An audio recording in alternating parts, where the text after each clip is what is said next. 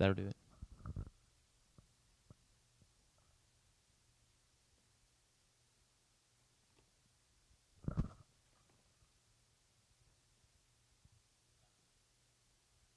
I think we sound good because it. Yes. Yeah. That'll do it. Go ahead.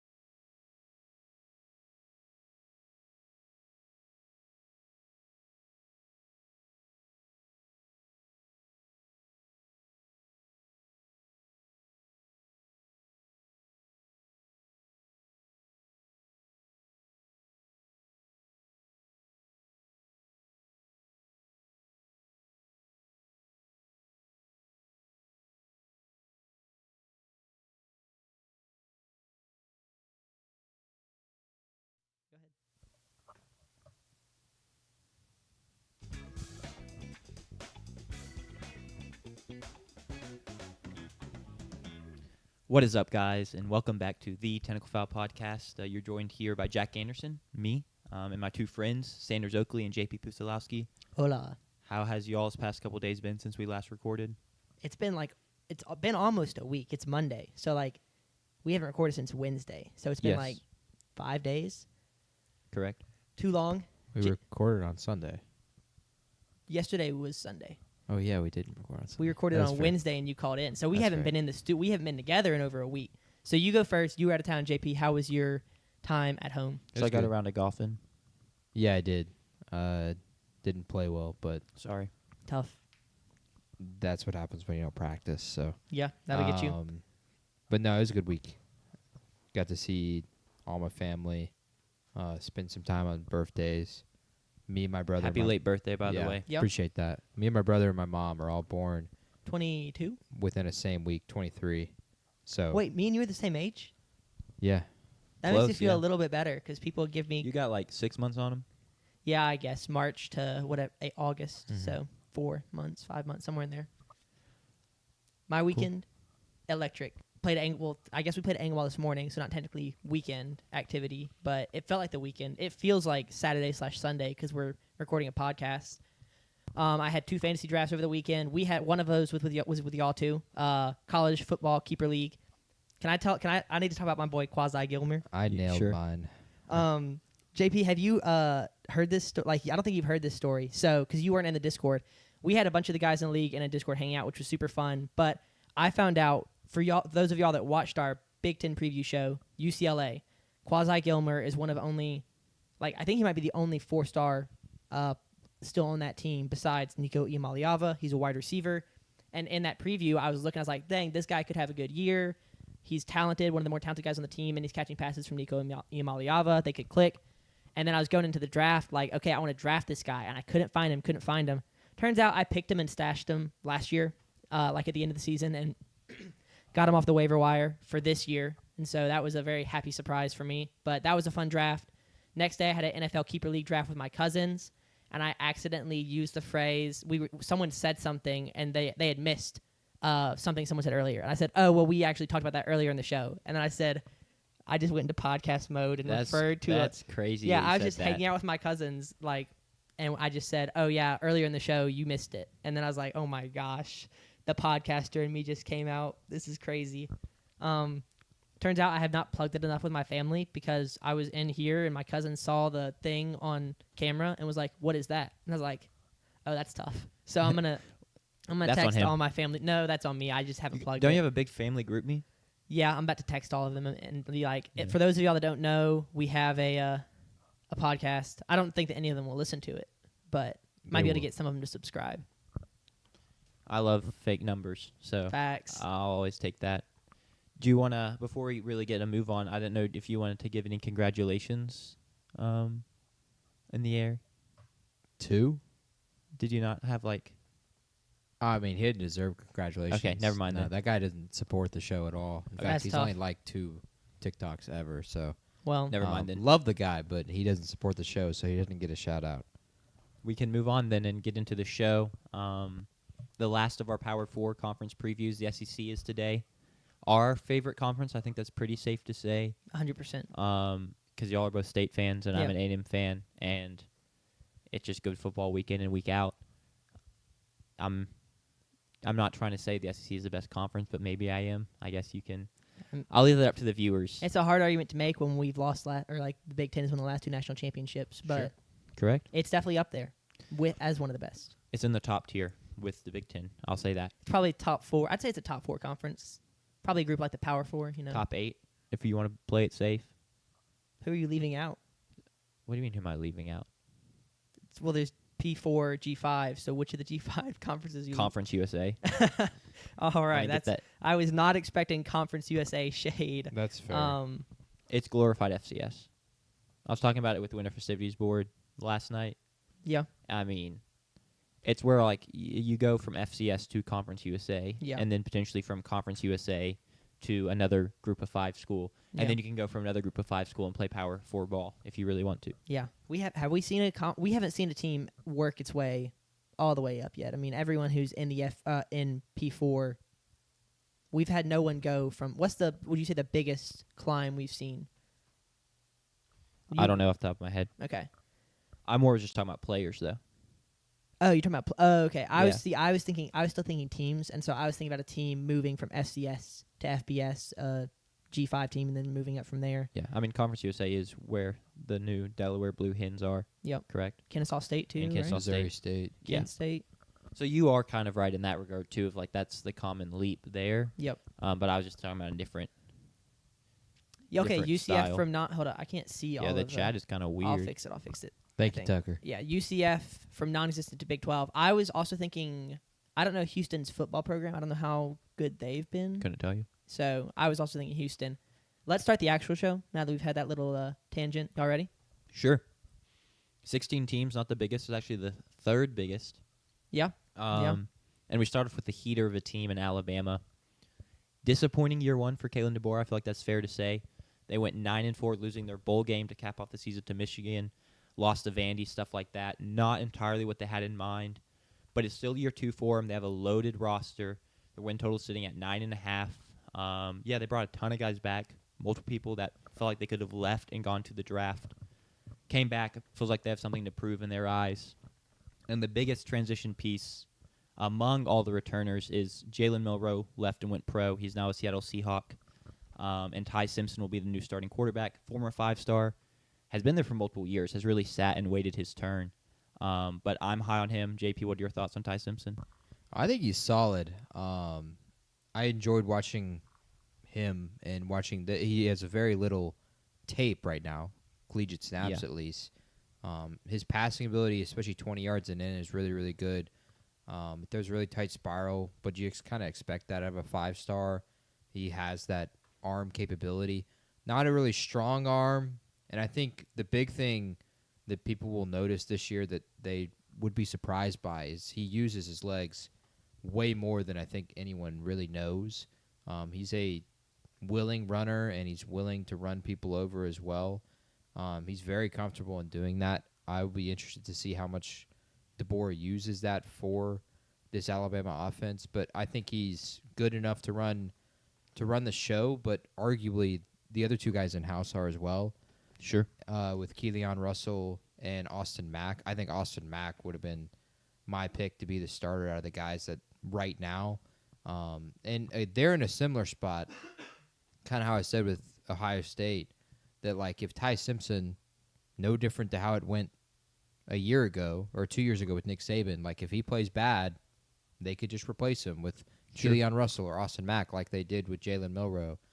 He's not good enough to be the starter after one really, really bad game early on in the season. So he's got to play well, especially in this opener against Florida State, for the job to be his, I think. Sure. Yeah, it helps. He's surrounded by good weapons. We heard all about Ryan Williams only being 17 last year. Yep. He is now 18, but he's going into his true sophomore year after a really good freshman campaign. Their wide receiver 2, Jeremy Bernard's also back, a former Washington guy who's very talented. So we'll be able to throw to both of them. I will say their starting running back, we found out a day or two ago, and Jam Miller is hurt, and they're hoping he'll be back late September for the Georgia game. Yeah, they're thinking league play, Yeah. that would be the first SEC game. So that is something to keep an eye on. I don't know who the running back 2 is off the top of my head. But I was actually looking. yeah, pull it up. I think they could get through those first couple games without Jim Miller. They have a pretty good, running back factory down there. Their running back 2 last year is now at Michigan. But I'm sure they have, a former 4-star, 5-star waiting in the wings. Richard Young, and then they also have Daniel Hill. Okay, yep. Which Daniel Hill was the guy who was supposed to come here to state, no? No, that's Ackland Deer, AK Deer. Okay. Never heard of Ackland or whatever his name is. He's a 4 or 5-star running Cool. back who He's basically picking between us and Bama, no? I think he just finished his freshman year, but I could be wrong. I'm not positive. I feel like He's a true freshman. He's going into So his I true think freshman year. Let me double check on Daniel Hill, Okay. though. I mean, like you said, it doesn't even if they lose a guy, they're still running out of 4 or 5-star guy. So Yeah. it's He's a guy they'll want back for the meat of the SEC play, but if it sounds Yep. like he's going to be back for that, then it shouldn't be a huge issue. It's just something to keep an eye on. Where I really think they're stacked, though, is defensively. It's They insane. have guys at all 3 levels. LT Overton, former Aggie, is in his 2nd year in the program. At edge, Deontay Lawson at linebacker. Keon Sabb, former Michigan Wolverine, for my boy Cromie. He's in the secondary at safety, among other guys. It's a very, very talented group. I think they'll have a top 5 defense in the country. Is kind of that's not really bold to say because of all the talent, but they were not that last year, especially in their losses. They really struggled to stop the runs. I mean, they gave up 257 rushing yards to Oklahoma and over 214 to Tennessee. And then in the Vandy game, it kind of felt like whenever Vandy needed a big 3rd down conversion, Pavia could get it with his legs, or one of their running backs could get it with their legs. So that'll be something they have to shore up. But, I think they'll be able to do it. But, yeah, I'm personally very, very high on this team. I'll go and say right now they're my pick to win the national championship. I know that brings you much pain, Sanders. Yeah. As a supposed Bama hater, though we have evidence to the contrary. Actually, I deleted the photos, so I don't know if there is any more evidence. It's in my brain. Yeah. It's in my heart. So, do we want to pick the over/under for this team? Any other thoughts? No, I think we got to get into some of the key points. We Okay. haven't even talked Sure, about some sure. of the important stuff. You've got some important stuff up there. My first question is: are Alabama fans excited Jalen Milroe's gone? And JP, as our QB guru, I want to hear your thoughts on Jalen Milroe. I had him in fantasy last year. He was a fantastic fantasy quarterback, especially because of what he was able to do on the ground. But in 2 of Alabama's losses, he put up kind of doo-doo games. The Tennessee game, I think he had 1 touchdown, 2 interceptions, and then the Oklahoma game, 0 touchdowns, 3 interceptions. And I wonder, are Alabama fans? Because initially I asked Jack, like, do you think Alabama is enjoying addition by subtraction, losing Milroe? And Jack was like, you don't think so? You think that, right? I think Alabama fans are happy he's gone. Right. I wonder if it's a thing, kind of like we talked with Clemson, where they kind of staled on the guy, and they're glad to see some like fresh blood because they knew what they had in him, and they were kind of like tired of the downside that they kept experiencing when you would see his shortcomings as a passer, and then he would have an off day on the ground. What are your thoughts on that, JP? I think in-house, maybe, yeah, sure, they're happy he's gone.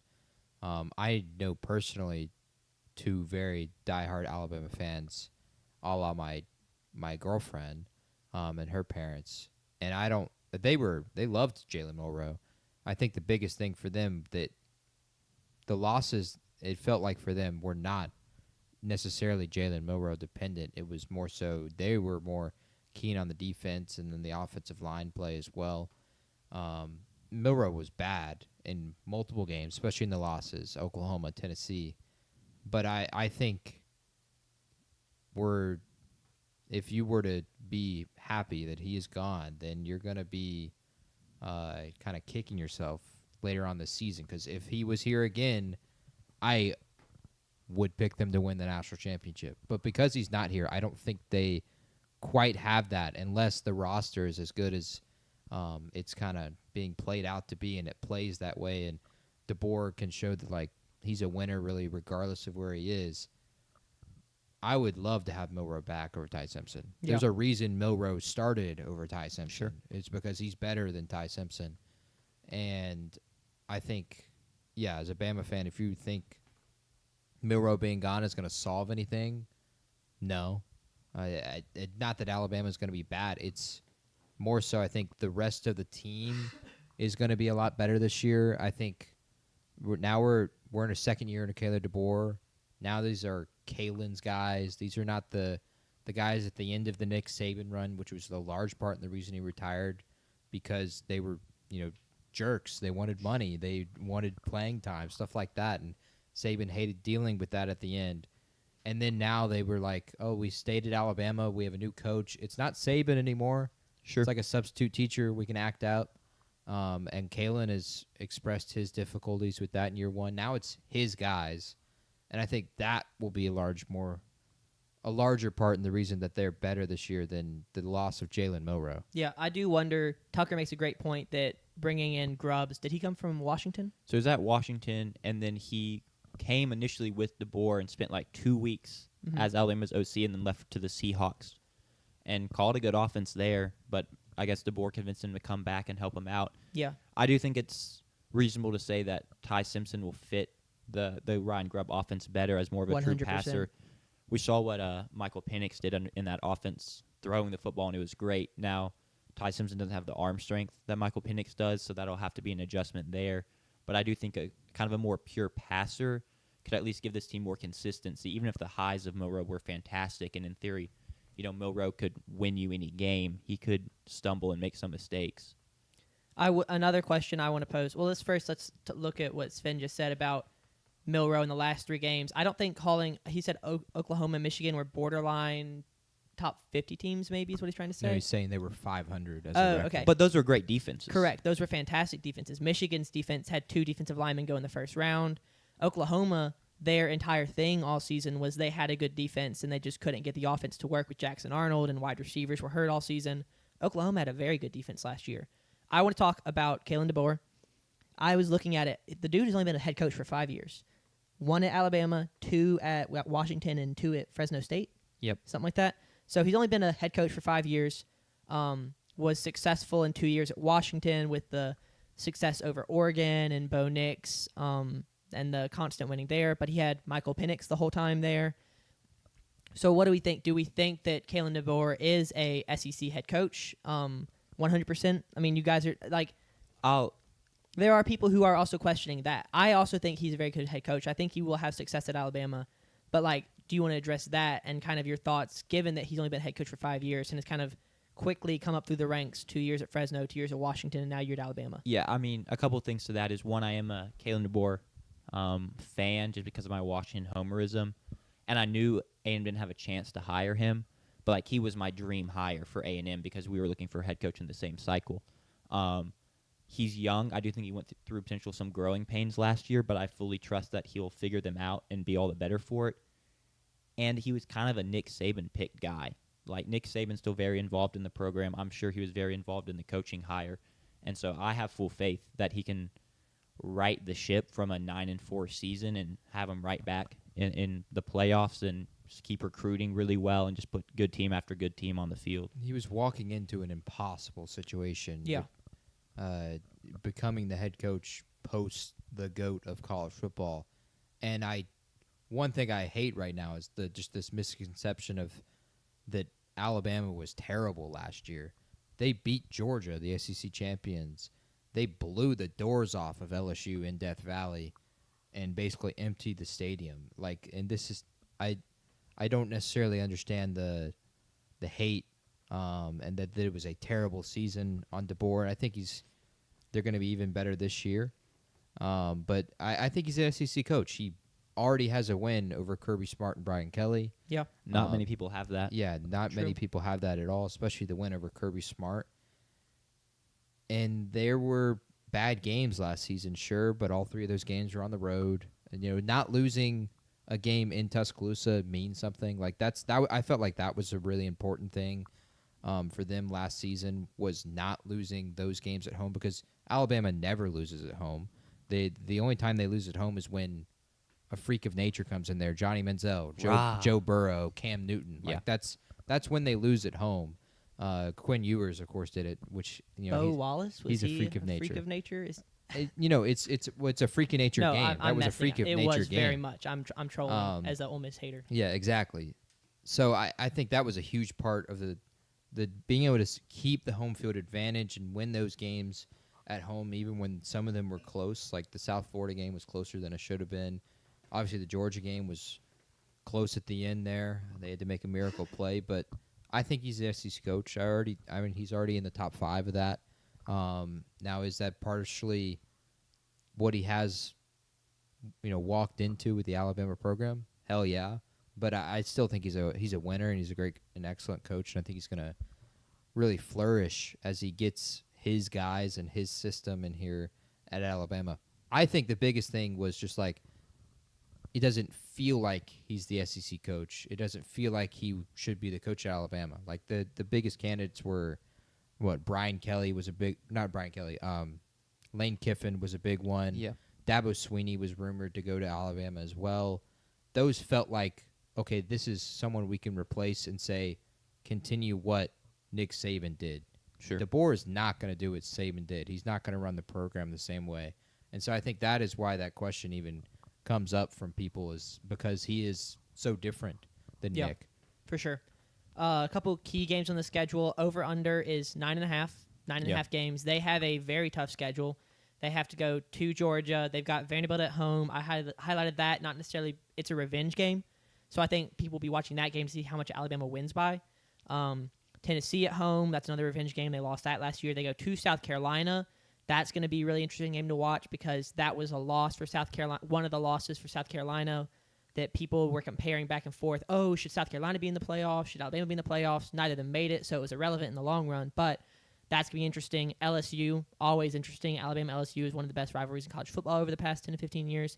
Oklahoma will be interesting. Another revenge game again, and then at Auburn to end the season. So, and then at Florida State to start it. I didn't even hit that. It's a tough schedule. They've only got 3. You play 2 out-of-state teams. So, or not out-of-state, sorry, out-of-conference Power 4 teams. Out-of-state, what the heck? Who are the... Oh, Florida State and Wisconsin. Yeah. So that it is a tough schedule. Over-under's 9.5. I mean, I'll kick it off because I already said I'm picking them to win the national championship. I'm hitting the over here. Yeah. Even if maybe they go 10-2 and make it to the playoffs, I kind of see that as like, I'm not going to say worst case scenario, but like, I think that's very likely, and then they just roll and win the Natty. But I could also see a world where they go 11-1 here. I'm just really high on this roster, so I'm gonna take they have 11 top 200 players according to PFF going into the 2026 NFL Draft right now. So that is the most out of any team we saw. I think the second most was 9, and that was a couple teams in the Big Ten and some in the SEC. So it's a very talented roster. I think there's a way to say that they could go 8-4. Hell, even 7-5, but I just don't think they will. I don't think DeBoer will allow that to happen. I think they'll go 10-2, so hit the over. I don't know if they'll be in the SEC championship game, but I do think we're going to have like 3 or 4 2-loss SEC teams, and so it will come down to a tiebreaker there for me. But I would have them hitting the over. I think they're going to be in the playoff too. 10-2 SEC team would be in the playoff anyway, but I've got them hitting the over. I, as a Alabama hater, to make up for my past mistakes, I'm going to take the under. Wow. I would be interested in that Florida State game, how that starts out. Does Florida State click? Do the transfers click like they did 2 years ago, or do we see it again like last year? At Georgia, I think, would y'all say would y'all pick Georgia to win that game over Alabama in Athens? I mean, it's just I may be one of the highest people in Alabama in the country. That's fair. I'll go back to the Florida State game real quick. I think it's very unlikely that Florida State, with all those transfers, are that ready to roll week 1 against a team returning this much production and cohesion. Yeah. I don't really think that's going to be that much of a game. That's fair. They very well could lose. No matter how good of a team you have, you're going to Georgia. You're probably not going to be favored in that game. Yeah. I'm taking the under. I've got them with 3 losses. They're still talking about Milroe in the chat, which is cracking me up. He was a very divisive quarterback, that's for sure, and we're seeing it on display in the chat. That was kind of what I was trying to get to. Maybe I don't know. No, I mean, you... See, Sven, I just wanted to say this real quick. You say that fact is Simpson will be an upgrade over Milroe. We don't know. We haven't seen Ty Simpson play college football enough to know for certain he's going to be an upgrade over Miller. He knows.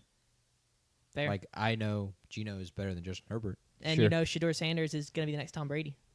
He could be. He could You- be. You can't He say could he's be. not. He's not yet, or he's The not fact not is, yet. the actual fact is, we're talking about college football, so no one knows anything. Facts. And Ty anything Simpson can could be happen. downright terrible. Yeah. I'm not going to bet on that. He also but- could be the next Tua Tagovailoa, a righty, except the righty version. Arkansas? Oh, I mean, I'm looking at Washington slander in the chat here. Oh, then address the Washington Dude, slander. I mean, you had Romo Dunze, you had Jalen McMillan, you had Jalen Polk, and Jeremy Bernard was wide receiver 4. I believe Austin Mack was the tight end at the time. No, he's the quarterback. I don't remember what their tight end's name was, but he was also very good. Brady Gross was a great kicker. They had weapons on the defensive line. Malik Muhammad, I believe, was in the secondary at the time before transferring out. So there were dogs on that team. It wasn't just three Washington guys. had an insane offense. And I think their offensive line was a Joe Moore Award finalist that year. yeah, So, sounds right. but we can move on to Arkansas. It is right. Yeah, I think Michigan won it, but they were a finalist, which is weird because they were like a small. It was interesting. There was a lot of. It was not your traditional O-line for Joe Moore Award finalists because they weren't very big, like average weight. That is That's an interesting stat we'll be talking about later. possibly. It is the reason State's winning 10 games, from what I've heard. I can't wait to talk about our Twitter So- fans who have us winning 10 games. Arkansas. Let's do Arkansas. So Arkansas went 7-6 last year under head coach Sam Pittman. They're returning their starting quarterback Taylon Green, who had a pretty good season last year, threw for 3,100 yards, 15 touchdowns, 9 interceptions. Where he's really a weapon, though, is on the ground. He had 600 rushing yards and 8 TDs. Great runner. He's 6'6", so physical, but is also fast. He's a nightmare to try and stop on the ground. The biggest issue for them last season was their secondary. They gave up 257 passing yards per game, which was 115th in FBS. They're going to have to look to fix that this year, as well as replace some pieces offensively. They don't really bring in any proven power 4 wide receivers, but they should have another good O-line. It's going to be a swing year, in my opinion, for this Arkansas team and for Sam Pittman specifically. I kind of think I know what JP is going to say about Taylon Green. I'm going to let you give your thoughts on Taylon Green first, Sanders, and keep him waiting. I like him a lot. I was watching some of his stuff, and I honestly kind of forgot about him. Just in my brain, KJ Jefferson is still the quarterback there because I just haven't watched Arkansas football. And so I could not have told you who the quarterback was coming into this season. I didn't realize they were returning Crazy. a guy. I didn't realize they were returning That's a guy as diabolical. dynamic as him. So I like him a lot. I'm excited to see him. It is unfortunate that he is on JB's College Keeper League because it is JB, right? I have no clue. I don't know. I'm pretty everyone's sure it is, roster, which is so. it's an insanely talented roster that he has. So Taylon Green is going to put up some really good numbers this year if they can figure out the wide receiver situation. JP, what are your thoughts? I mean, I wouldn't go ahead as far to say he's going to put up really good numbers. I mean, I'm thinking fantasy wise. Once again, Well, he averaged like 20-something points a game last year. Sure. I mean, when you run as a quarterback, that really does it for Yes, you. true.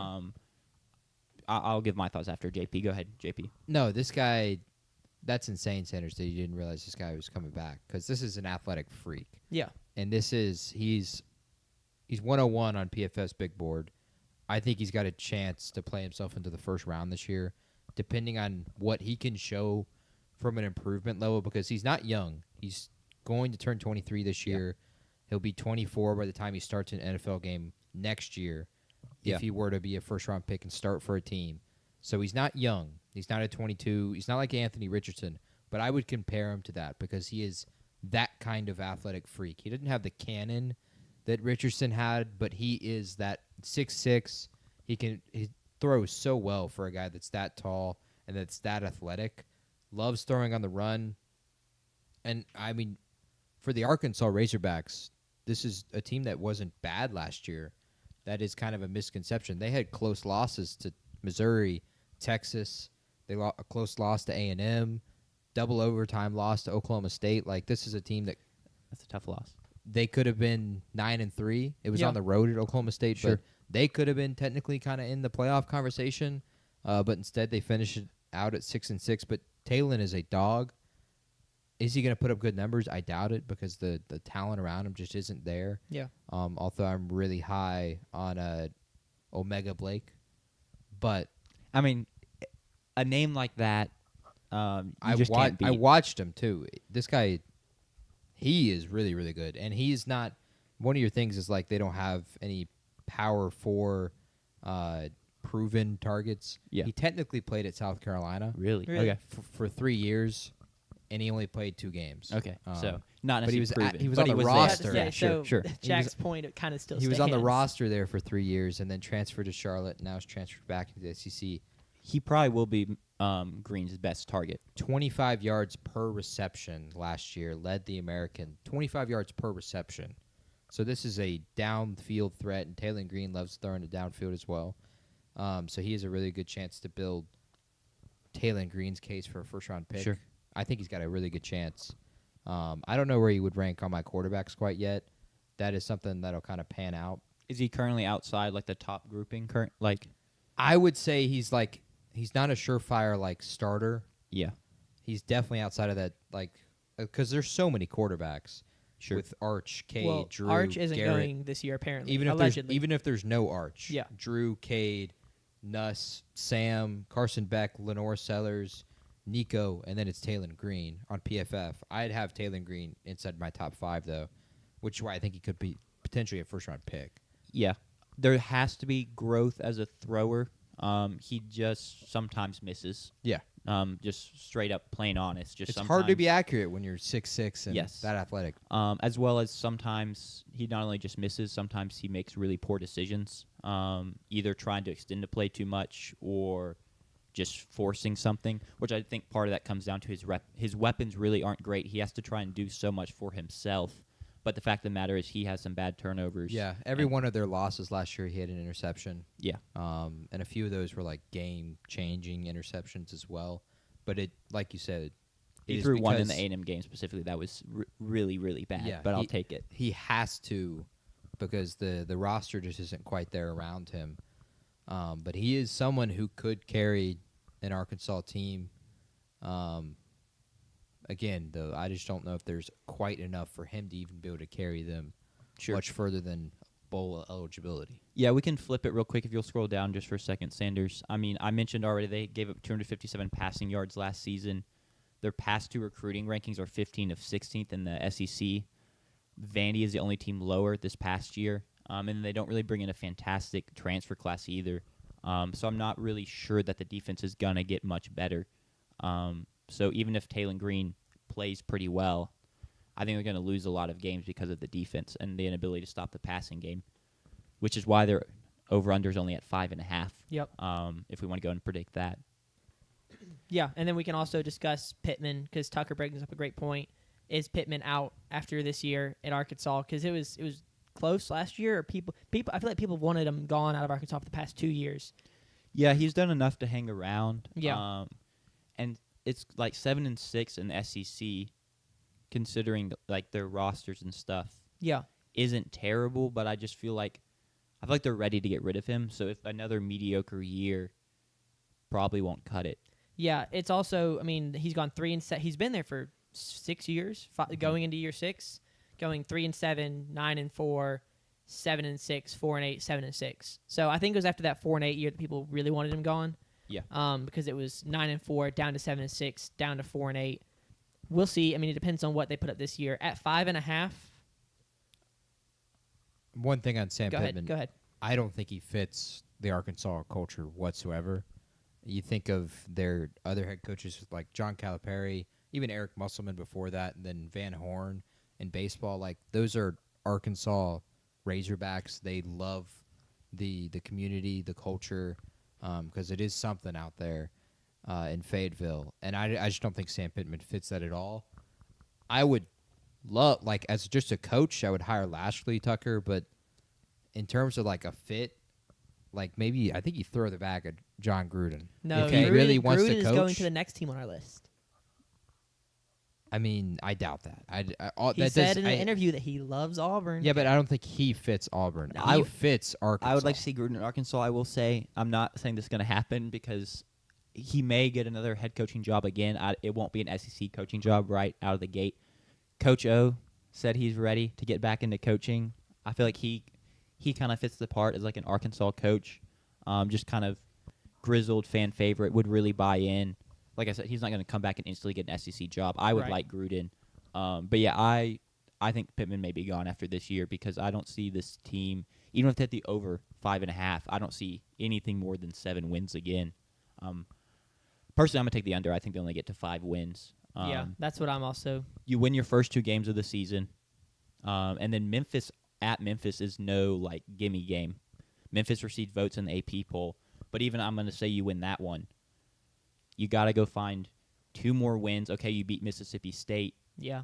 There's 1 more win, and then you say you beat A&M. That's 5.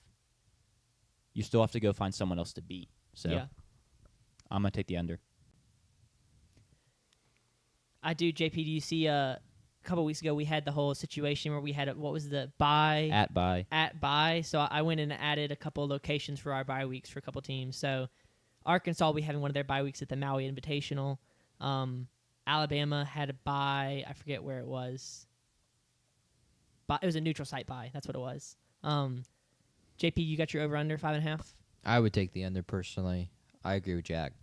It's hard to find. To pick an over, you got to find 7 wins, and I don't see 5. So good luck getting to 6. Sure. Auburn. Did you pick the under? I said under. Okay, my bad. I missed it. No, you good. You good. Disappointing year for Auburn under Hugh Freeze. Went 5-7 last year. Had a lot of issues. Just couldn't really get wins when it came down to it. Minus the A&M game this time, I pulled that one out. Unfortunately, I wish they didn't. But they bring back a ton of players, especially on defense. You bring back guys like Cam Coleman on offense and supplement him with Eric Singleton and Jackson Arnold at QB out of the portal. And we can go and talk about Jackson Arnold. Had a very, very bad year at Oklahoma last year. But the whole offense at Oklahoma was terrible. The offensive line was terrible. The receiving core was terrible. Hurt all year. He didn't play great at all, but I don't really know if he had a chance to play great. I'll go ahead and read you his stats here. He threw for 1,400 yards, 12 touchdowns, 3 interceptions, and then ran the ball for 444 yards and some TDs on the ground there too.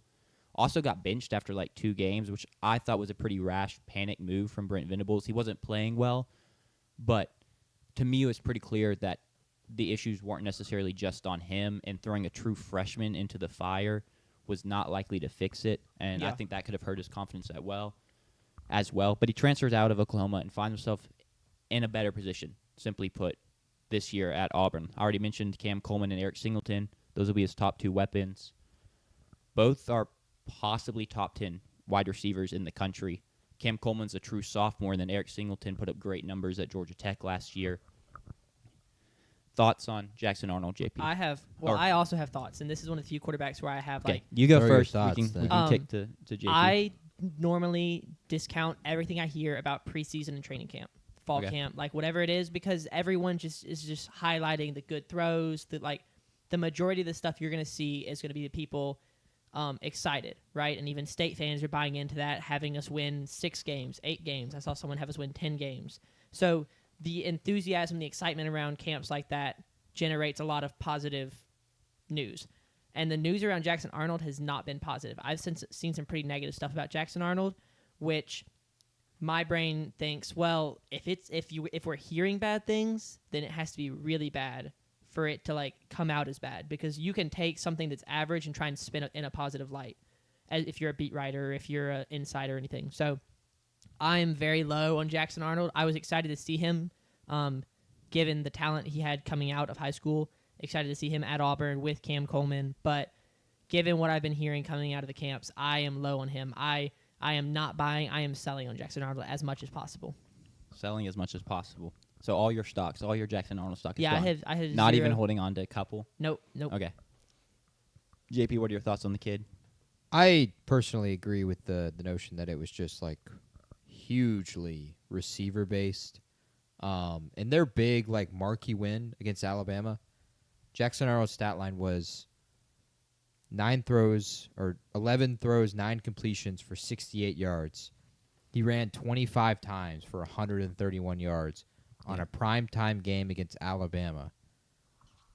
that was in large part because of the receivers. And the way he played even in that game was, I thought, remarkable, being the rushing threat that he was. And for them to win that game, that was their biggest win of the season last year at Oklahoma. I think it was a large part receiver-based. I think the talent is still there. I understand the negative discourse that's being heard from fall camp right now, but I think the talent is there for Arnold. I don't trust the coach. I don't trust the team. I don't necessarily trust the talent, especially defensively this year. Offensively, like, they could potentially be great. Like if Cam Coleman and Eric Singleton are excellent receivers. Eric Singleton's going to be first-round pick this year, and Cam Coleman might be a first or second-round pick next year. Like, the talent is there for them. So it's almost no excuse for Jackson and that offense, but I do not trust Hugh Freeze, and that's shown over the past 2 years, 6-7, 5-7 at Auburn. Like, that's kind of unacceptable.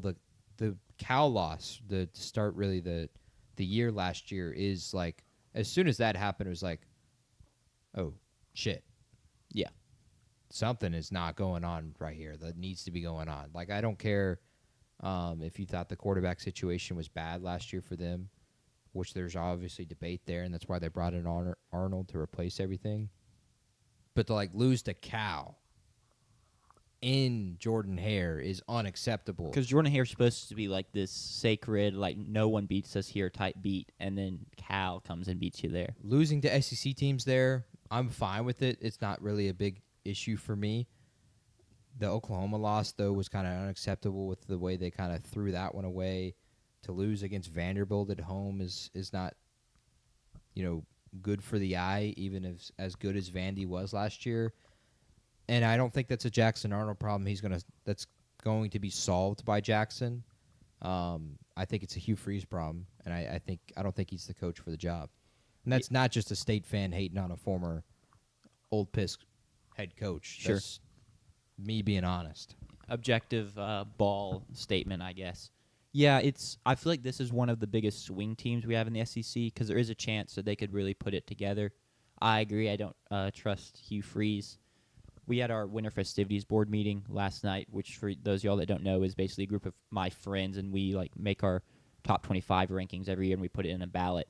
And someone mentioned the Auburn morality nerf because Hugh Freeze is their head coach, and I just thought that was really funny that they're playing under this supposed morality nerf for things he's done in the past. Which, I mean, if so, I can't really complain. I do think their defense will be improved from last year just because it was so young last year, and they return a ton of in-house guys. All 11 starters are going to be people that have been in the program for multiple years, projected starters, that is. But I can't buy into this team. I don't really know why. Maybe it's the training camp buzz. Maybe it's just they've had 4 straight losing seasons, and so for me to be like, oh, you've had a losing season 4 years in a row, now you're going to go win 8 or 9 games in the SEC, just seems like a bit of a big jump, in my opinion. But yeah, I can't buy in for whatever reason. Jack, can you translate? Tucker said Auburn getting a quarterback transfer whose best moment is beating Alabama at home. I mean, I feel like he maybe is talking about Zach Calzada. Yeah, that's okay. That would make sense.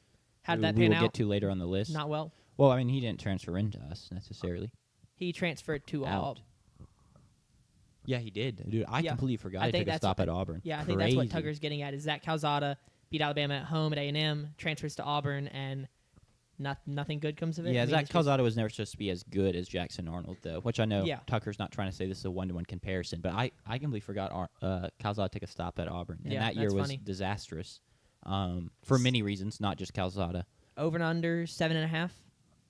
Tough schedule yet again. Some really hard road games at Baylor to open the season. A hard out of conference game at Oklahoma, at A&M, Georgia, at Vanderbilt, Alabama at home. I'm taking the under here. I think they will make a bowl this year. They'll stop the streak of losing seasons, but it's just the second tier in the SEC this year in terms of like your South Carolinas, your A&Ms, your Oklahoma, stuff like that is so competitive, and I really like a lot of those teams, and so I'm not going to have them kind of break the 8-win mark. Yeah. So JP, for 7.5, do you need 9 wins? Is that how it works? Yeah, give or take. Give or I think take? you need to say that. I mean, obviously guaranteed wins, sure, but yeah, 9 wins. That you see a world where 9 wins is pretty likely, and that's enough to say, okay, I can bet the over. Otherwise, you're. Guessing. I say that because you're pure gambling. You're just flipping a coin if you're just taking an over or under. In general, and flipping a coin, it's not bad odds. Like, I'd flip a coin for $1 million right now, lose or win. Like, I'd take that opportunity. Can I double down and flip it again after? No, because no double or nothing or anything like that. But to really want to bet and put a bunch of money on it and put units on it, I think you got to find 9 wins. I don't see 9 wins there. Me neither. So I just don't see them hitting the over. Other people are high on them. I know people in the media are especially high on them. I think they're just high on Jackson Arnold. But Hugh Freeze is the reality. And then I think just the program is the reality right now. They are not good enough. They're not up to the standard that they kind of think they are, which they have been for a lot of years among that elite class in the SEC, a tier down from the Alabamas and the Georgias. But they're just not that program right now. Sure. And they, I think, are steps away from that. I don't think a 9-win season says that, okay, we're back, because nothing's guaranteed, I think. And we've seen that with Hugh Freeze. The biggest thing I hate with the program is just the way that Hugh talks about the team. He talks about this team and this program and he even did it last year, like they are among the best in the ACC. And he's SEC. so super high on them, and he loves his guys, and he thinks we're building a really great thing, and we're getting it going, and then we lose to Cal at home. So I just don't see it there. I'm taking the under. I think Hugh's job is on the line. Yeah. In a lot of big games, especially Iron Bowl, that almost feels like a must-win at this point. Well, because you're probably going into it with 5, 6, even if you think it'll be a good year for them, 7 wins, and looking to win that one. Either you're going into it with 5 wins trying to make a bowl game, or maybe you're at 8 wins. I think it's kind of just sticking to the playoffs. There's a lot of scenarios where that game determines what the season meant. I think it's more so a game for Hugh Freeze, because you hire a head coach to coach at Auburn to beat Alabama. That is, for right now, what you are hiring a head coach to do. That would be his 3rd opportunity, his 2nd opportunity at home. And after the miracle with Jalen Monroe, yes, that was devastating. They should have won that game. But you weren't really competitive last year against, again, what was a bad Alabama team. And you got to win this one, especially if Alabama is bad again at home. That's kind of inexcusable. So I think it's a huge year for Hugh and for the Auburn Tigers, but I don't see it going well. I mean, grass isn't always greener. You fire Gus Malzahn after the run he had there and hire Brian Harsin, and then are immediately trying to make up stuff about him in year 2 and force him out. And then you bring in Hugh Freeze because, he's had this great success in the SEC before, and it's not panned out yet. So the clock is definitely ticking for him. Yep. I do wonder where they would pivot if they ended up firing him. But we all have the under here. John Gruden said he liked Auburn in an interview. He doesn't fit there. Maybe Lashley. Lashley fits there more, I feel like. 100%. Lane Kiffin, maybe? Not at this point. We all took the under. Moving on. Yeah, we can move on. That would, at best, be a lateral move. Yeah. That's tough. I just want to get rid of him. Florida. Next team alphabetically is, as Sanders just said, the Florida Gators, who went 8-5 last year, and I don't think we give head coach Billy Napier enough credit for going 8-5, considering the schedule they played and the expectations going into the year of oh man, he's coaching for his job. We don't expect this to go well at all, and then they go out and win 8 games. It wasn't even just. It's at the beginning of the year. It was 4 or 5 weeks in, halfway through the season. Correct. It wasn't going well, and it was if Napier loses another one, we will be we'll have an interim head coach. Yep. But he manages to right the ship. He keeps all the players on board. I think DJ Lagway should get a ton of credit for that. It's just kind of, it helps when you have this super elite, talented, promising kid as a true freshman, and he played well last year. In the time he did play, just struggled with some injuries as well as he was not the starter from day one. Threw for 1,900 yards, 12 touchdowns, 9 interceptions. Flashed a ton, but he was a true freshman, so there were a couple of times he just like missed some throws or made a bad decision.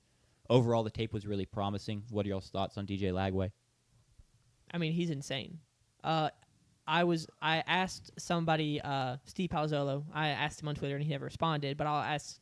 We don't have to have this full conversation right now because it's kind of long. But with DJ Lagway and Jeremiah Smith and Ryan Williams, is this the most hype we've seen around a class of freshmen? Because, I mean, the hype around Lagway has been insane, and he kind of lived up to it at times last year. So he was very impressive and will be impressive probably for the next 2 years at Florida. And now they bring in a really good weapon to pair with him in Dallas Wilson. You got thoughts on him, JP? I think he's going to be a star. Yeah. He throws well from any base, like literally any base. Doesn't really matter. The footwork does not matter for him, and he will still throw accurate, beautiful spiral. The pocket awareness is great. He knows how to rotate into space really well. It's something I really love about Garrett Nussmeier's game, as well as just the ability to even if the pocket isn't breaking down, he knows how to get to the space where he's gonna just have all the time to throw. And not only is he just going to space, he's going to space where the play is going as well. You can have crossers going to the left. If you roll out to the right, you've got no one to throw to. Yeah. Lagway shows the ability to just kind of rotate into that space. What I love about him right now is he's not afraid to throw the ball, given how talented he is as an athlete. He's not run like a Taylon Green is right now, or Marcel Reed is right now. He is someone who's going to rotate into the pocket, try to find someone. He throws a really catchable ball. It's just something you can really see that's okay, yeah, that would be easy to catch. It's not right there on a laser. He's got touch on even on the really hard and difficult throws that he has to really put a lot of strength into. The arm strength is still there. He's going to be a star. I really think so. I'm curious to the weapons that they'll put around him, how he'll play in that. But my biggest thing, and this will be a common theme for a lot of these quarterbacks going forward here in the SEC, is I need to see him play in big moments, because I think I said it about Bryce Underwood as well. It was just the talent is there, but I need to see, are you going to have the wow factor? Are you going to show and make a play that just no one else can make? And that is something that all of the elite quarterbacks that have gone really high in the draft have been able to do. Trevor Lawrence, his big runs against Ohio State in the playoff. Baker Mayfield had a ton of big moments. Bryce Young had his big moments when he was in obviously Caleb Williams had just insane highlight play moments. I want to see that from DJ Lagway, and man, are we going to get to see it this year, because they are going to be on national TV so many times, and there are so many big games across the schedule. At LSU's huge, at Miami is a big one. That's a huge one for them because they were embarrassed last year in week 1 against Miami. Cam Ward coming to town. At A&M is a big one as well because they were embarrassed by Texas A&M in that game, in a game where Marcel Reed started as well. The hosting Texas, I think, is their biggest game of the year, outside of the Georgia game, because that is a game where you need to show that the swamp is still the swamp. Yeah. And that you can rely on that, because they haven't been able to show that. Even with Billy Napier, they haven't necessarily been excellent at home.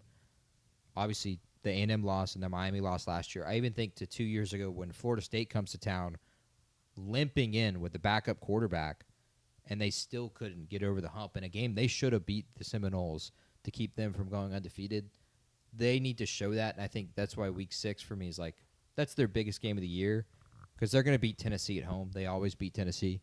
That's just a given. But that is really their only big home game outside of the Bulldogs coming to town. So it's just That's a huge one.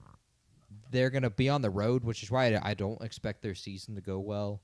I don't expect them to hit the over, which we'll get into in a little bit. But they're going to be on national TV. Lagway's going to have a lot of big chances, big moments, and he could very easily play himself into the number 1 overall pick for next year's draft already coming into the season. Sure. But I'm excited to watch him play in these big moments because that's my only question right now. Sure. Everything is there from a talent perspective from Lagway. Yeah. It will be cool to see him and kind of Arch battle it out. I know we're getting way ahead of ourselves, but for that that top QB. First, we had to see him and Nussmeier battle it out. Distinguish. Oh, I see what you're saying. I thought you meant in the game. But Oh you're yeah, talking no, about like for to be the first QB Yeah, taken. yeah. Not this upcoming draft, but the next one. I think the A&M game is huge for them because I kind of see them and A&M in very in like the same tier within the SEC, and so like one way to maximize your record is to like beat the teams that I think you're similar quality with, if that makes sense. Yeah. So it is at A&M, but if you can go win that one, you know, that's one it can be like we're at the kind of top of tier 2 in the SEC, whatever that looks like. I will say Lagway's dealing with some sort of injury, so he really does have to get healthy. If you'll scroll down and read my Andrew McBride, friend of the show, has been in the chat before. I hit him up because he's a big Florida Gators fan. Asked him for Andrew's He's been on the analysis. show. He has been on the show for the NFL draft. That's right. I asked him for Andrew's analysis, and he gave me 3 points. Lagway's health was the first one because he kind of is this team. And if he goes down with how hard the schedule is, you're not winning very many games. And then play calling consistency was his second one. In games where their offense wasn't clicking, they never really adjusted to get things going. They just kind of beat their head against a brick wall. So he'd like to see some leveling up of the play calling, I guess. And then point 3, can defense hold up week to week against the schedule with 9 of 12 teams having a good offense, which is just brutal. It was a young defense last year. They return a lot of guys. I think the D-line will be really good. The secondary has to improve, though. They kind of got torn to shreds back there last year, so they're kind of banking on in-house development. But that schedule is just lethal. Yeah, but they're also, I mean, they are a talented team just beyond DJ Lagway. I mean, they had the 4th best recruiting class in 2025. Sure. Yeah, I mean, they have other good players. I think Jaden Ball, who's a freshman last year, going into his sophomore season at running back, should take another step and be really good. Yeah. I want to shout out Jake Slaughter, in my opinion, future Remington Award winner. Fantastic at center. Will get drafted very high this upcoming year. I think their O-line will be good.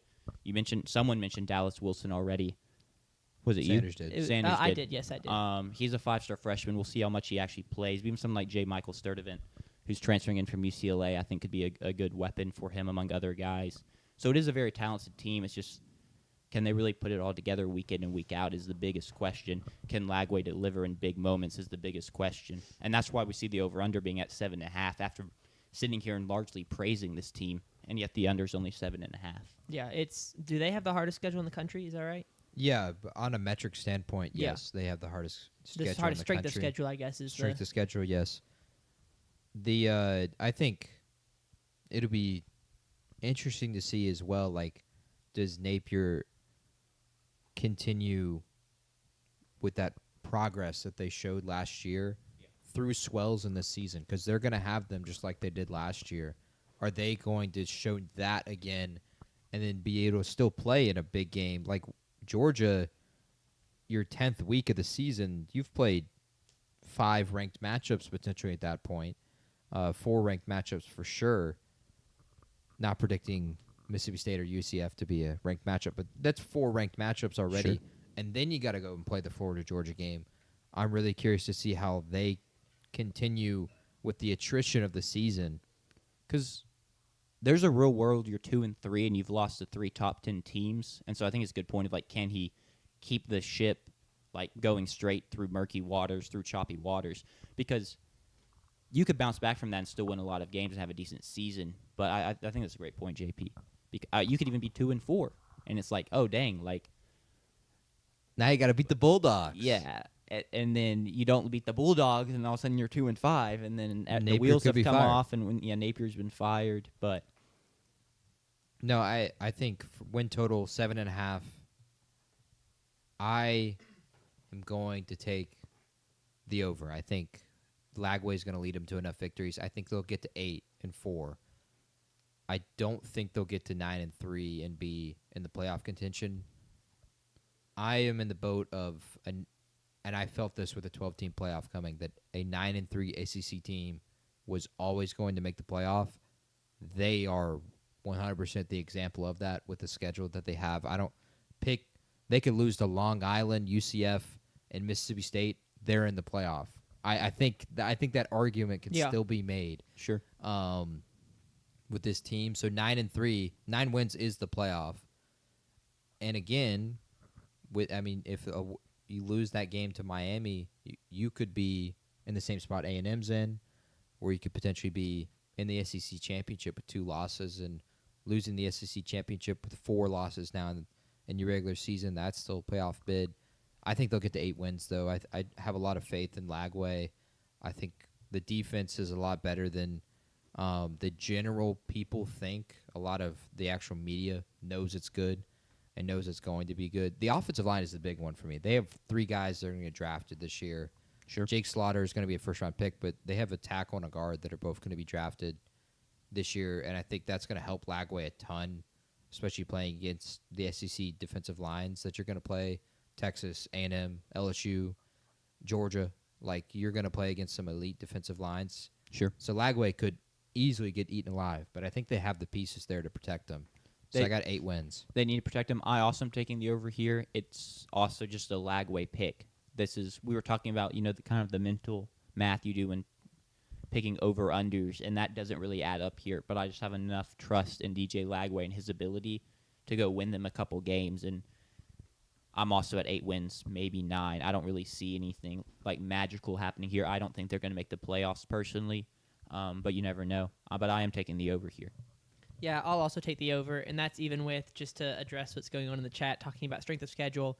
Depending on what metrics you check, State and Oklahoma might be first or second, but the one I just checked, Florida is first. So, and that does come in part, Sven, I don't know, they play Miami on the road. That's a tough matchup. And then also going to Florida State, that's an unknown right now. Week 14 of Florida State's schedule, Florida State could be 2-9 or they could be 9-2. Like, we realistically don't know what to expect from Florida State going into this year. They will not be 2-9 going into that game. I would be pretty confident saying they're not going to be 2-9. They may not be great. Well, they could be 4-7. Yeah, sure. Okay, Yeah, cool. I'll allow that. It's a little nitpicky, but that would be. I just picked a number because it was a diabolical. nice palindrome, 2-9, 9-2. They could be 4-7 or 7-4. There we go. I like that more. I will also be picking the over for Florida. Once again, betting on DJ Lagway. I think it's going to be another year of development for him, another year of development for the rest of the team. So I'll take the over.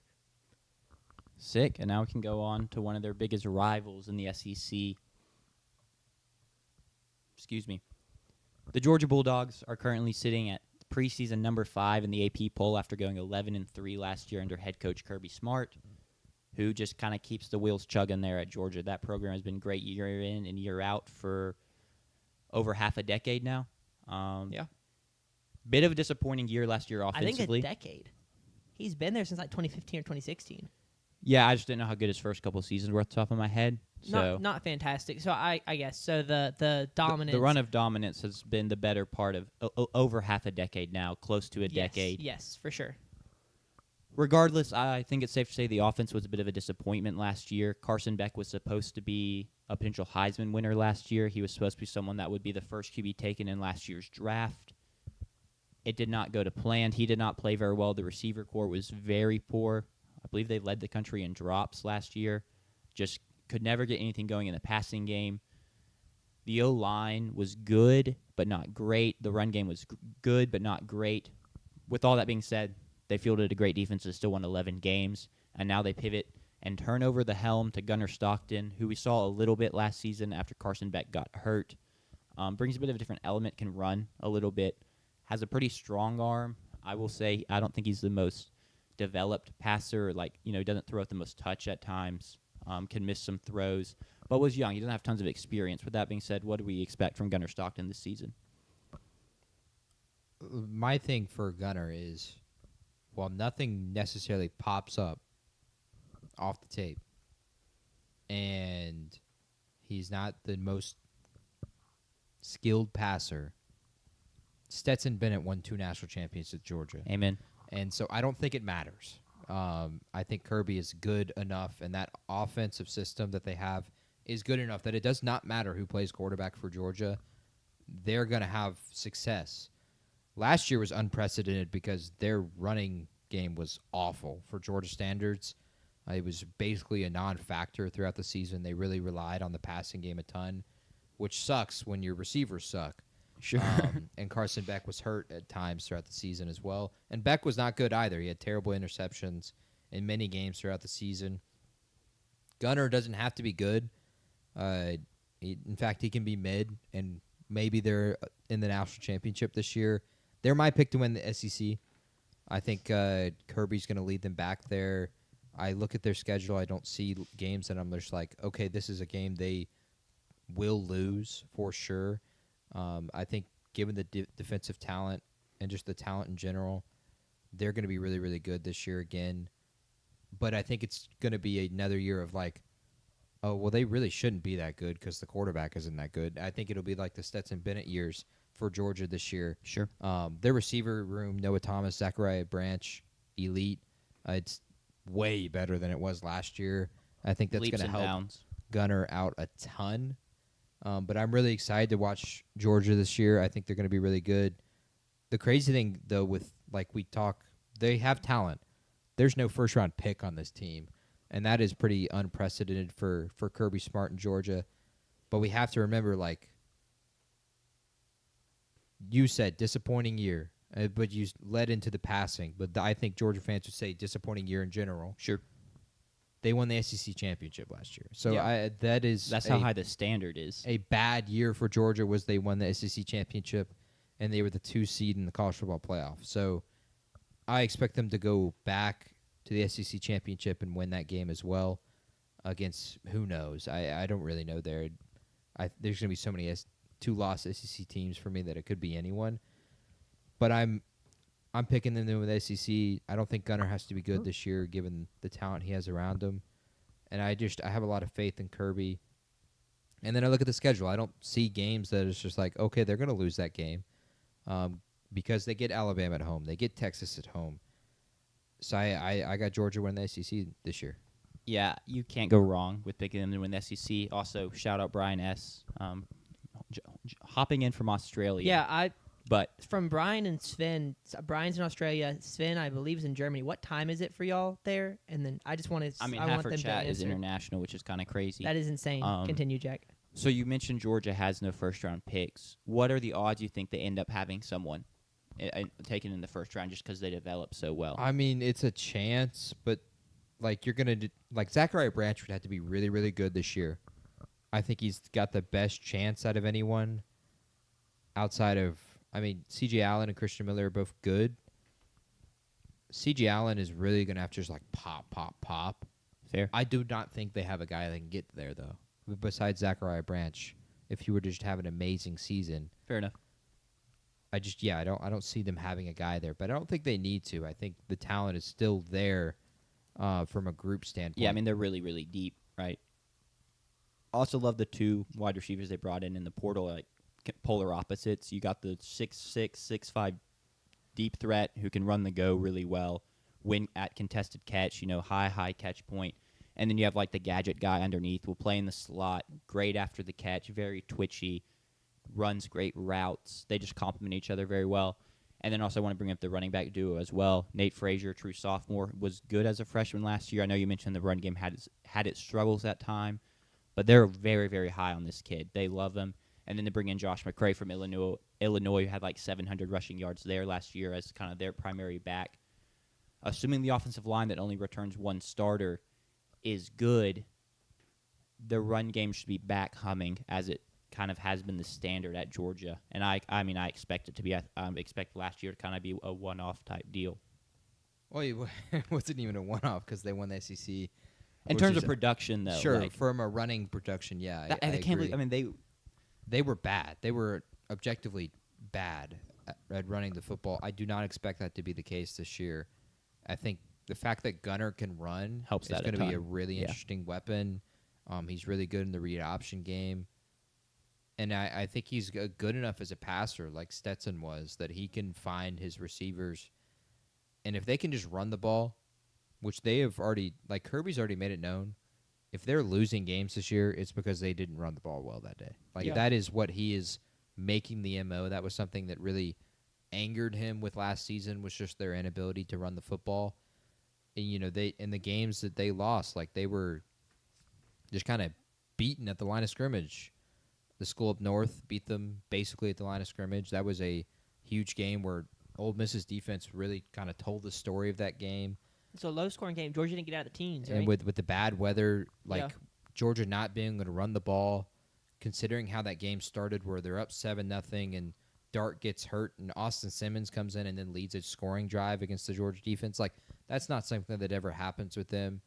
And then I think in the playoff game, like against Notre Dame, like Notre Dame owned them on the line of scrimmage as well, which is not something that Georgia is used to. And I don't think it's going to be something they're going to have to get used to. I think they're going to be a lot better at that this year. Yeah. I think it's fair. I do also feel like Stockton is just an aside. Like, he feels like more of a Georgia quarterback to me. I think he's a gamer and he competes really well. And I wasn't necessarily the biggest fan of that from Carson Beck at times last year.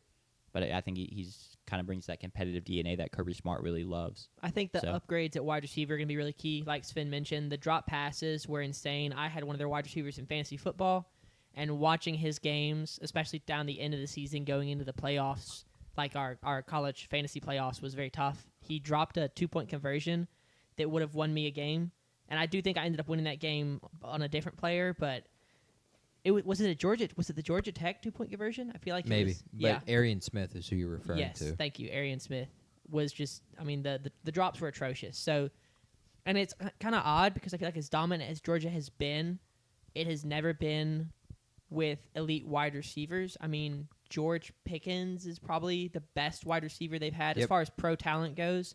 And they had Brock Bowers, which, I mean, he was a elite wide receiver in his own, not I mean he's a tight end, but like he changed Elite the pass game. catcher. He changed the game in a way that an elite wide receiver does. So they did have him, but they've never, or other than George Pickens, and I wouldn't call him elite, they just haven't done it in the same way that Alabama and Texas have. So Yeah, I agree. As we kind of go into the over-under, it's sitting at 9.5. They have 3 true road games because they have 2 neutral site games, and one of the true road games is to Mississippi State. It's not an easy game, Joe. It's not an easy place. It'll be a noon kickoff, though. It's not an easy place to play in terms of environment, but the talent discrepancy is quite high in that matchup. Correct. So, you go to Auburn, to Mississippi State, and to Tennessee. That's really not a bad draw compared to the other teams Not we've at seen all. at all. I have them hitting the over. I think they'll get to double-digit wins, maybe even 11-1. So, they're that good. I think it's more likely this team goes 12-0 than hits the under. Would y'all agree with that? Just looking at it, I don't see 3 losses, but also you're higher on Alabama than I am. I just think that the way they get their hardest opponents at home, Alabama, Texas, and not Tennessee, Alabama, Texas, and then Ole Miss, which is kind of the revenge game from last year's upset like we talked about earlier with the weird weather. I think that would be my opinion. I disagree. I think that it's way more likely that they lose a game. No. I said they go 12-0 than go under, so 9.5. Yeah, Not losing I it. still Still think agree it's with that. way Okay. more likely. It's college football. Like Yeah. we've seen so many fantastic teams drop a head scratcher at some point in the season. So I think I'd still have to take that more like they go under than go undefeated, because they do also just play like losing to Alabama. That's not a head scratcher. No. Losing to Texas, not a head scratcher. Losing So, to Florida may not not a be head scratcher. Correct. Fair. Losing to Austin P would be a head scratcher, but I don't think that'll happen. I don't think any of us are predicting that. Go ahead. Yeah, I'm taking the over as well, obviously. Picking them to win the SEC. I think they'll lose one SEC game. Could be anyone. I'm not going to pick one there. I was about to try and get you to, but that's fine. I mean, I guess If you if I had to say had one. to pick, I personally think they would lose the Texas game. See, If I I had to would have pick. picked Alabama just from the Kirby struggles against Alabama standpoint, which I would love, Tucker, to hear your thoughts. You said you've got Georgia finishing 3rd out of the big 3, which I assume is Texas, Alabama, Georgia. I'm curious I don't see them finishing 3rd. I mean, I could see them it's finishing definitely, 3rd because I guess it's possible, but all those They teams could are very so good. easily finish third. It's Yeah. not it doesn't mean the season went bad for them And you're not to even finish mentioning 3rd. LSU. You're not mentioning A&M. Very easily could be in the SEC championship this year. Could be. If you look at the odds, there's a pretty clear top tier with 4 teams, and the A&M's the next team on the list. Is LSU the 4th out of it? Okay, cool. And then there's like a 900-point drop to A&M at 1,500. Cool. So, But that's to win the ACC. I think there's still a Okay, really high gotcha. chance that there's probably the same drop off, but I think A&M's got a high chance to make the well, I championship appreciate game, that, JP. It brings my heart joy. which we'll get into So- in about an hour and a half. Yeah. Okay, moving on. Because we'll have to do Mississippi State before that. So. Correct. There a lot will be said. I'm gonna try and take a step back in that one and let y'all talk. Kentucky had a disappointing year last year under head coach Mark Stoops. Brock Vandegrift did not pan out at all at quarterback, and they're gonna look to right the ship this year, relying on former Aggie legend Zach Calzada, who spent his past 2 years in the FCS at Incarnate Word, where he's just been a pure gunslinger. Threw for 3,700 yards last year, 35 touchdowns and 9 picks. Yeah. Literally, he's basically like, I shouldn't be here, and I'm just gonna yeet the ball downfield and see what happens. Yeah. So decent results. I mean, great results. I was going to say, I would call that a little bit better He than didn't decent. necessarily grade out very Yeah. well. But his counting stats were fantastic. But now he has to remake the jump into the SEC, where he did beat Alabama on that glorious night, but week-to-week consistency was really poor, never put it together at all. Thoughts on him? Like, what do we expect being back in the SEC from this guy? Well, I 100% agree. Like, gunslinger, you turn on the highlight play or the highlight film for him last year, I think there might have been 3 plays in a 10-minute video that were under 20 yards downfield. Like, it was just everything was deep down the field, and it didn't really even matter if the play was designed that way. Like, he was throwing it up to somebody down the field. And for the Incarnate Word is really good in the FCS. So for the most Cam part, Ward came from Incarnate Word. they were making the catch and they were making plays for him. But you're coming to Kentucky, the offensive line is not going to be as good. The weapons are obviously not going to be as good, and losing Dane Key is going to hurt them a ton this year, I think. Well, they lost the top 2 because they lost Dane Key and then Barry and Brown as Barry well. and Brown as well, yes. I just don't think he's got the weapons now to be able to be that gunslinger. And so now all of a sudden he has to just be kind of a quarterback with kind of mid-weapons, and he has to get these guys open and throw them open. I don't know if he has that in him. That's a large part in the reason that they're under is 4.5 on wins, and I just Kentucky's in a tough spot. I think they're in a worse spot, honestly, than State, because they can't say that they are building towards something. They're going in the because wrong direction. It's Mark Stoops, and Yeah. they're on the downwards Yeah. part of the roller coaster, as Jack was saying. They would love to see it going back up, but I think that can't happen until they get a quarterback back in house, like a Will Levis. Like, they need some kind of talented quarterback to be able to say that, okay, we're back in some kind of contention, because that is kind of the difference. They inarguably have a bottom 3 quarterback in the ACC, as good as Zach Calzada was at Incarnate Word the last 2 years. And so I just I don't see it going well for the Wildcats. I'm trying to think who I would rather is there anyone I'd rather have Zach Calzada over? I don't. That's a terrible way of me wording Jackson it. but, Arnold? like, I would think I'd rather have Jackson Arnold than Zach Calzada. I also would Joey choose- Aguilar? That's I tough. think that's where the but debate maybe yeah. is. Diego Pavia. No, you Zach got- Calzada's tenure was just so strange at A&M because he really was terrible. But like you put on the Alabama tape, he was making big time throws in that game, and that's one of the biggest wins in our program history, just kind of out of nowhere. And so you gotta love the guy for that. Yeah. But then he's posting on a story that we should all SMD. It's like, all right, it's weird, man. Previous Tennessee teams talking about the lack of talent have always had a couple guys, right? They've never been. Kentucky? Yes, sorry. Okay. The previous I was Kentucky like, teams I have guess we're always moving on. they've never been the most talented, but they've always had a couple guys on the team where they've had a really good running back. What was that guy? Like, his name wasn't Blake Snell. Benny Snell was an absolute like dog. Benny Snell or someone like that, or Chris Will Rodriguez. Levis, Chris Rodriguez, and I don't think they have anyone like any just household names in the SEC skill position wise guys. Their best skill position guy may be Dante Dowdle, who's transferring from Nebraska. Mm-hmm. Had 12 touchdowns there and 614 rushing yards last season. He's also from Picayune, Mississippi, if I said that right. Picayune. Picayune, Mississippi. Picayune. I didn't know if you would know where that Yes, was. I don't know where it is, but I do know it.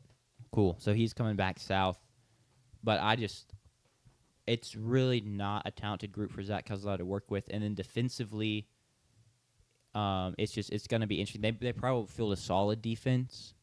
But the defense, in my opinion, would have to be like downright special for this group to win multiple games and make a bowl. And I don't think they're going to be that good because they just don't bring in the talent, even if the scheme and stuff is good. And Mark Stoop always fields a good defense. Who is their PFF top 100 player? There isn't one. This is top 200. Yeah, it's just Joshua. It's Joshua Braun. Okay. Their offensive lineman. Cool. Mm-hmm. Offensive guard. I think we can go into the over-under here unless there's other stuff we want to say. Do we want to talk about what happens if Mark Stoops has another 4-8 year? Do we think he's gone? I feel like nothing. But I could be wrong there. I just feel like Mark Stoops is like just such a Kentucky I mean, he's the longest tenured SEC head coach Correct. as we have here in the notes, but I would be surprised if he were to be fired, even if they were bad, because I don't think. do you think they really don't care? I don't think that's the narrative. Point on that, searching these teams, looking up depth charts, they were one of two teams while doing all of this that when you looked up Kentucky depth chart, the basketball roster came up first. Them and Purdue were the only two teams where the football roster wasn't the first thing to pop up. And I thought that's a great point right there. It's like they just so tough. To your point of them not caring. It's just they don't. And I do think they like the guy. So. Yeah, I think he's just a part of that culture at Kentucky. Over-under's 4.5. Crazy was almost A&M's head coach. Yeah. I mean, he was. He was for like 5 hours. Yeah. Yeah, y'all, I think, got lucky. Well, not lucky.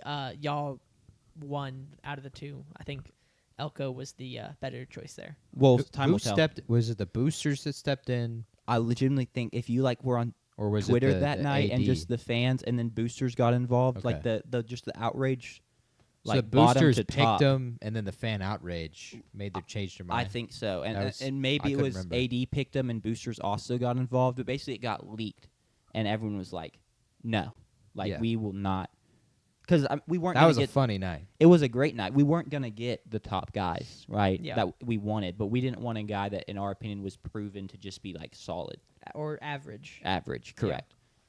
But it was a crazy night. I'm gonna take the under. I Yeah. think they hit 4 wins again. Gosh, maybe even 3. That required them to win a. Well, let's see here. They beat Eastern Michigan. Mm-hmm. They They beat beat Tennessee Tech. Toledo. Do they? They play Louisville. They play Louisville out of conference on They- the road. They've got 3 wins. They've got 3 out of conference wins maybe if they beat Toledo, which let's not consider that a gimme.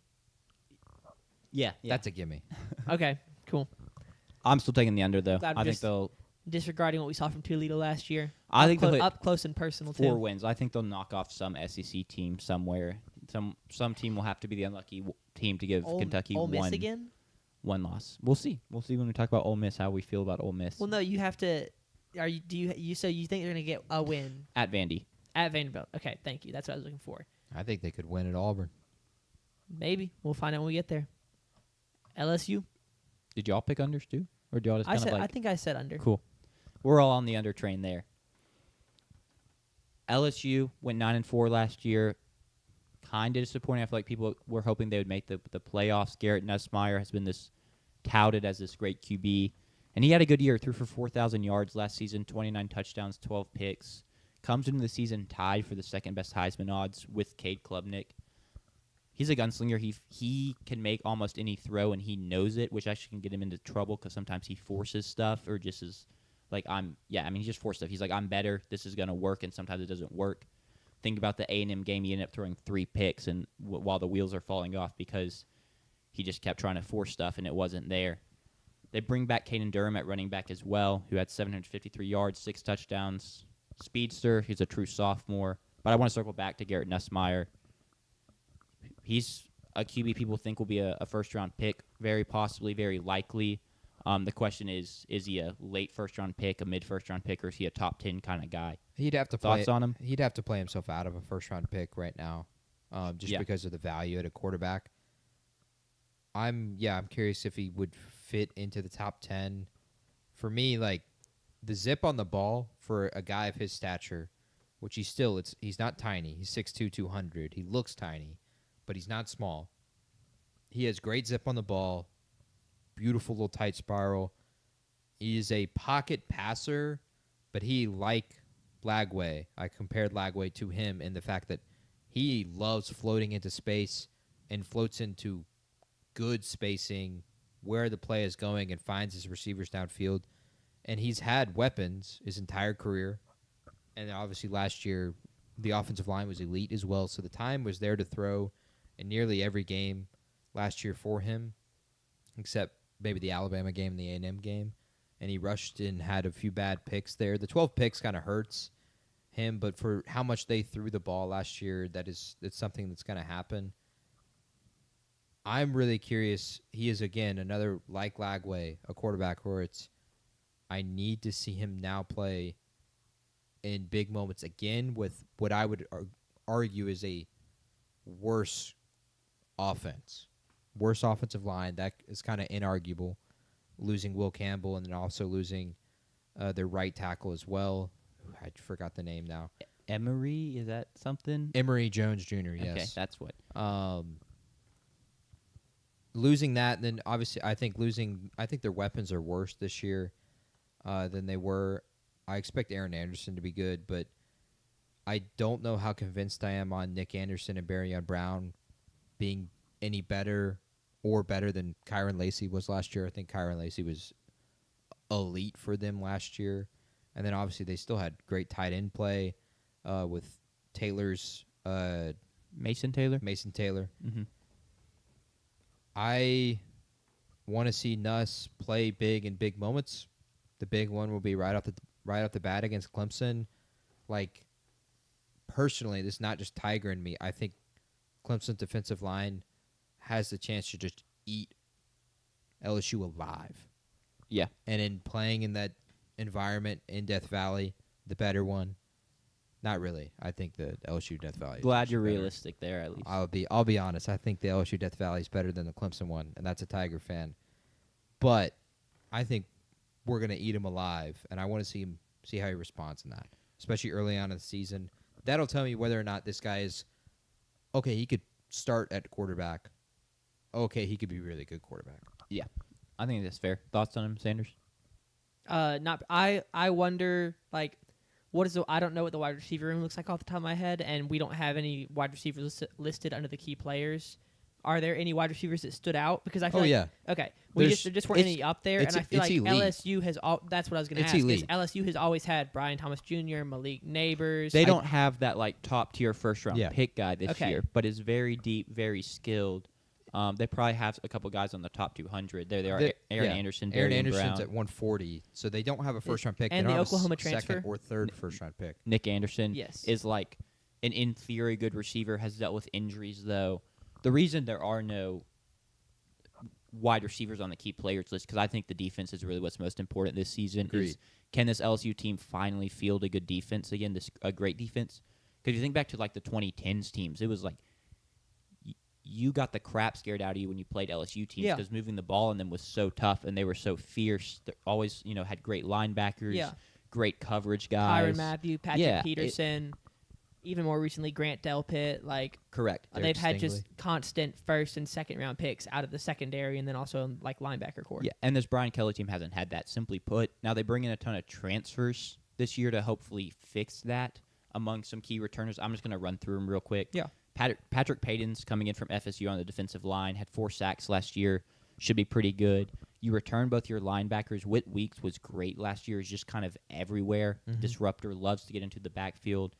Harold Perkins is a fantastic pass rusher, but he is coming off a torn ACL, so it's kind of, is he up to 100% ready to roll at the beginning of the season? Plus, how do they deploy him? Because that's kind of been a big question with Harold Perkins. I have an answer for that. So, freshman All-American pass rusher comes in the next year, hurt, tears his ACL, misses 9 games last year as well. He's going to be in the star position, meaning he's going to play essentially the hybrid safety linebacker. Like, think Isaiah Simmons at Clemson. And this guy was a pass rusher his freshman year? Was a pass rusher his freshman year. They're going to put him at safety/linebacker. So he can still rush the passer, but he's going to play anywhere and everywhere. It's interesting because theoretically, he shouldn't be as good of a pass rusher he is, considering like size and stuff, but he's just that athletic. And theoretically, he should be able to play in coverage. There just has been some growing pains there throughout his time. But like he's talented enough, it could work. That's just kind of a wait and see. And then I think the defensive back pairing they brought in could be amazing. A.J. Halsey from Houston is a great get. He had 5 picks and 43 solo tackles there last year. Graded out great in coverage. And then Mansour Delane, defensive back from Virginia Tech, had 4 picks and 32 solo tackles. So it just kind of comes down to, like, can all these defensive pieces gel? Can they have this good offense again? Because it hasn't been up to the standard. And if Brian Kelly wants to make the playoffs, They have to make the playoffs. Yeah. That's I think that's a good inarguable point. this year, given the talent that they have. A quarterback returning to them, who played as well as he is, a first-round quarterback. Like, they have to make the playoff this year. sure. That is inarguable. Do you think they'd fire Brian Kelly if they didn't? No, they're not going to fire Brian Kelly. I don't think they would unless they were 6-6. Yeah. Okay. I think so. I just don't think that's the right move. How do you feel about Brian Kelly rocking the khaki colored fit the other day? Like, how does that do to his I didn't aura? see the khaki fit, but I I didn't think haven't it was liked that bad. really anything that he's done. I'm gonna try and From pull it. an Not aura even when he did standpoint. his little dance, like with the He cameras actually going may around? have the least. No, it's a good gift. but He has one of the.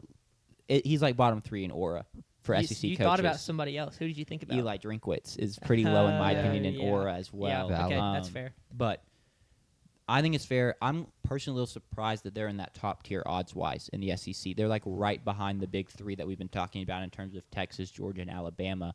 I think a lot of that is the transfer class. They had the best transfer class in the country this last year, and Yeah. so a lot of what we think about from LSU last year coming into this year just isn't the case because they're projected to start 6 transfers. Like I said, they had the number 1 transfer class in the country. And there's going to be a lot of guys that are going to play for them, that are going to see playing time, that are going to start or have impact moments that we haven't seen in the LSU uniform yet. And so that might be part of what the odds makers are taking into consideration is like, I get that, but it's like you're banking then on the transfers gelling, which we've seen work and we've seen not work. Whereas these other teams, we kind of know what they have and we have a bigger track record of them being that good. So I agree that they're going to be very good this year, but for them to be like right in line with those top guys is like I mean, A I little don't know. strange to I me. can pull it. I didn't. Are they right in line? Like they're like 100 points off. It's not like they're tied for third, but okay, so it goes They are 280. in the top tier. Yeah. yes. So it goes Texas at plus 280, Georgia plus 290. So that's like, I mean, it's Texas and Georgia, and then below them Alabama plus 470, LSU at plus 600, and then a big drop off A&M at plus 1500, Florida plus 1800. So Oh, that's bad. It's more of a mustard fit, but it's rough. That is not a good fit. Sorry to interrupt. no, you good, you good. I think the schedule is, it's tough. It's a lot of road games. They go to Clemson, to Ole Miss, to Alabama, to Oklahoma, to Vanderbilt. I'll throw that one out there too. But also this team went 9-3 in the regular season last year, or is it 8-4? Did they win their bowl game? They were 9-4 winning their bowl game. They're 8-4. So 8-4 in the regular season.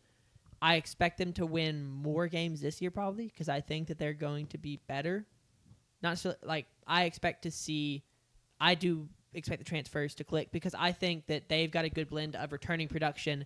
They aren't a Florida State where they're starting like 12, 15, they're starting 6 transfers as projected right now. So I think that they've got a good blend of really good talent out of the portal, but not relying on that talent to be like what defines the games because they bring back Nussmeier and they bring back a good linebacker core. I think that they've got a good blend of returning elite production and then bringing in elite production from outside.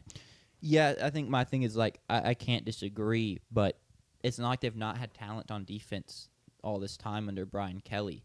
It just hasn't clicked, and it's just like I'm kind of struggling to buy into these Brian Kelly LSU teams at this point for them to fully get the job done and not drop a game or two they probably shouldn't lose if they're as good as they want us to believe they are. Yeah. You know, so I think that's kind of where I really struggle. 8.5 is a very good line. It's a tough one to pick. I'm probably going to take the over. I guess I'm going to pick them to get to 9 wins. But I will also be. I mean, I was just saying that. I think I already said I would take the over in my little rant a second ago. I will also be taking the over, even though it is a very hard schedule. What are their preseason number 9? Okay. I mean, what's not a hard schedule in the SEC? This is true, but they don't do themselves any favor by having to go on the road to Clemson week 1. That is, Well, they could be doing themselves a massive favor. No, sorry. Yes, I just meant as far as like having a hard schedule in the looking at it. I from the have a front end. really difficult time picking. I would not bet them to go over. I think that's Me a either. really hard bet to make because last year they showed they were not a good team on the road. Neutral site loss to USC. wheels fall off in Kyle Field. Wheels fall off in Kyle Field with a big lead, and then you lost at Florida the week following the disaster in Death Valley against Alabama. They also should not have won the South Carolina game. Stupid Yeah. referee call that kind of cost the Gamecocks there. And then even at home, they weren't necessarily great. They did not lead for a single second against Ole Miss in regulation and then beat them in overtime. And then, of course, the Alabama game, they were embarrassed.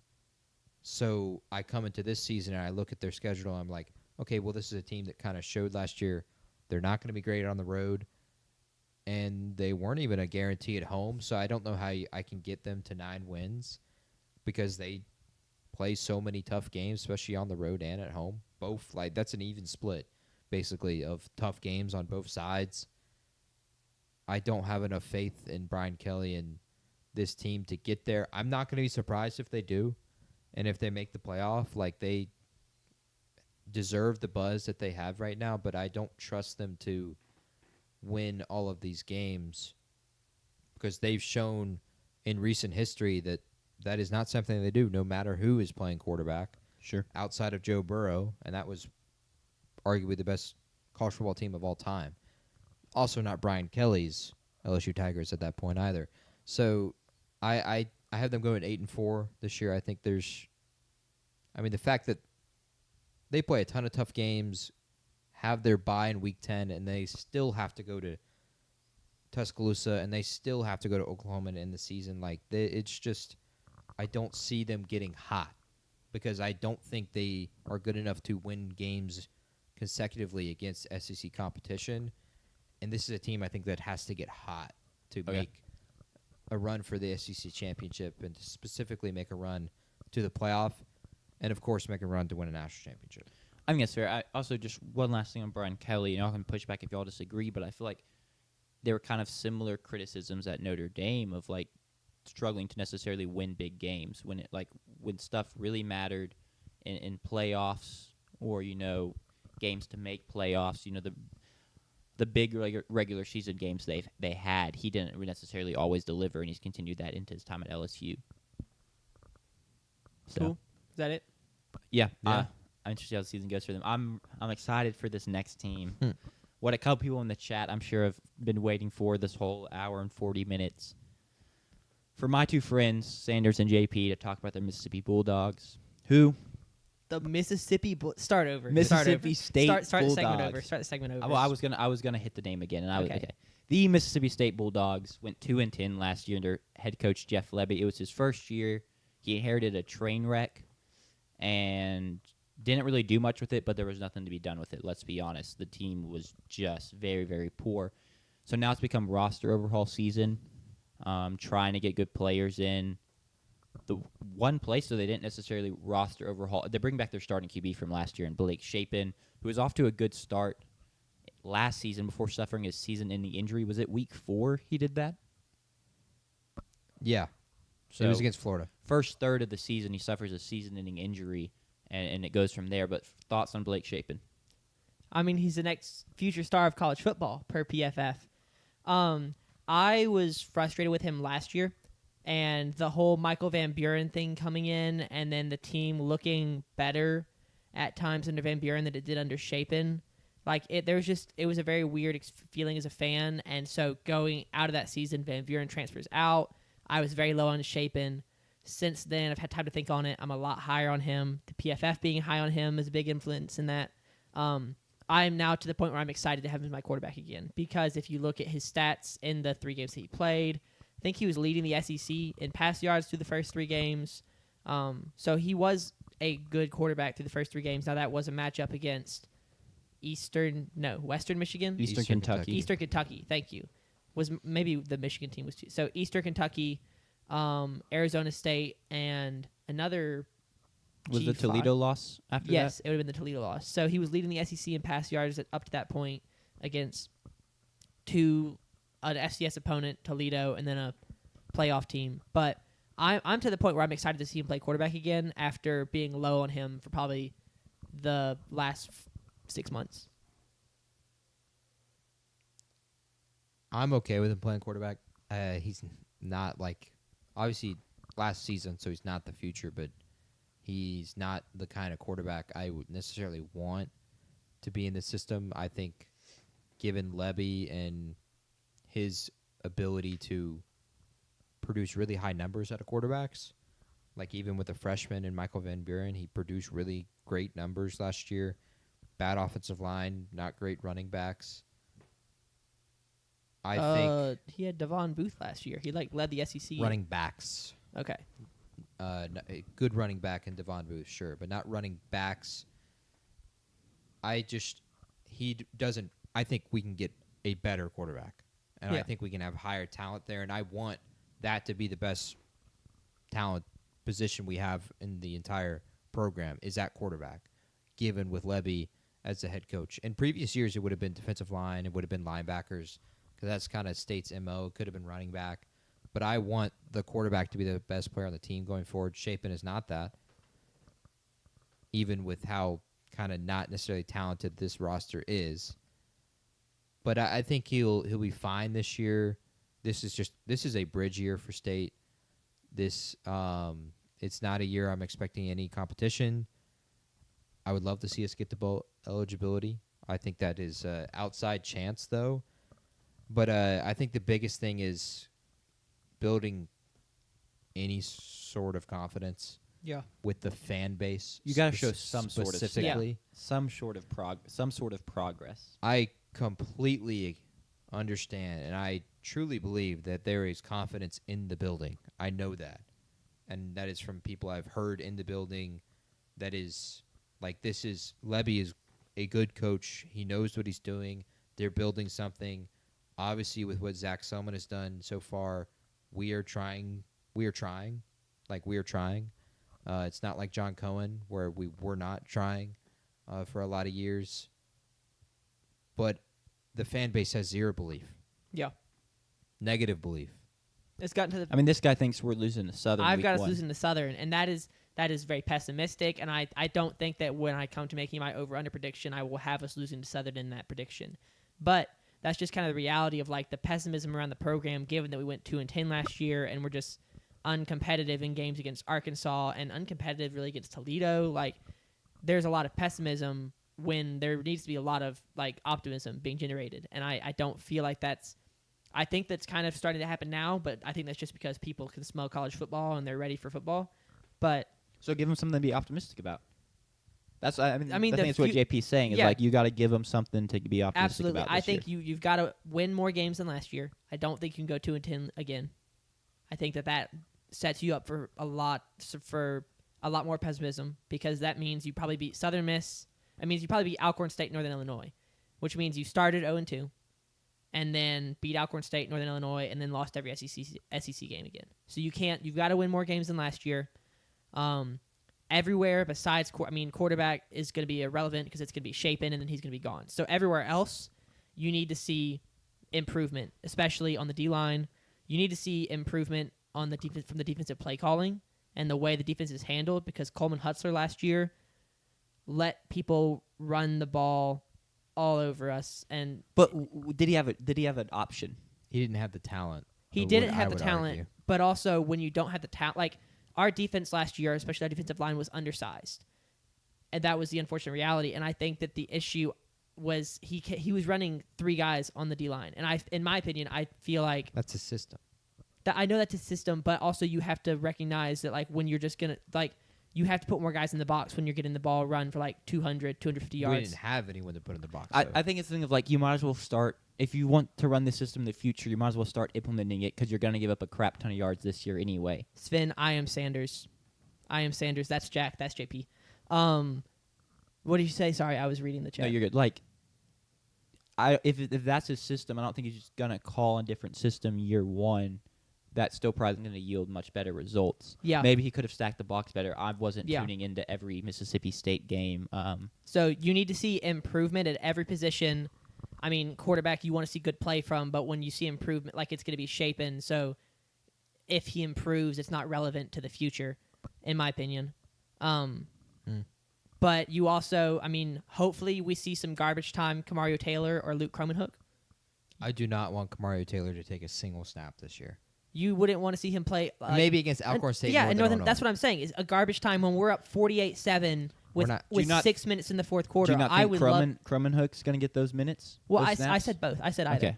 I would love to see us be up 50-7 in the fourth quarter and see each of them get 2 drives, and because that's when that generates Yeah, but- excitement. Is if they can both come in and they each have a touchdown drive, that generates that excitement of like, well, now we have 2 quarterbacks next year. This is exciting. This is pessimistic, but I do not want Kamario Taylor to put anything on tape. That's fair. Interesting. But like realistically, he's not going to put much on tape from the last couple minutes because he's just going to probably hand the ball off and maybe throw a couple simple passes. You're not going to get the full Kamario Taylor experience.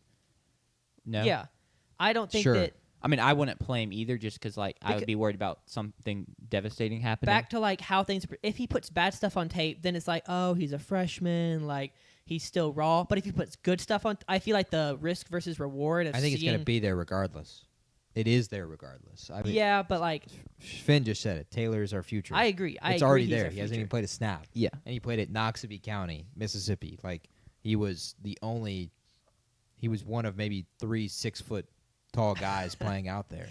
Like that's the truth. That is It's a bit of a learning curve. So I would love to see that. I would love to. I'm excited to see how Lebby, an offensive coach, handles the wide receiver room this year. In my notes, I had that we're playing Moneyball. We lost Kevin Coleman and Mario Craver, our 2 most talented wide receivers from last year's team. Kevin Coleman put up 900 yards, and Mario Craver was a freshman speedster, right? And so this year, we bring in Aiden Williams from Ole Miss, who I'm excited about, former top 100 guy. Never really clicked at Ole Miss. From what I've heard, there were issues like in practice and playbook, just not clicking with the scheme. And so hoping that Lebby can figure something out and utilize him well. I feel like that's a little worry. I feel like Ole Miss that's where wide receivers go to shine. This is fair, but hopefully whatever was going on there, he has the talent and Lebby can unlock that talent.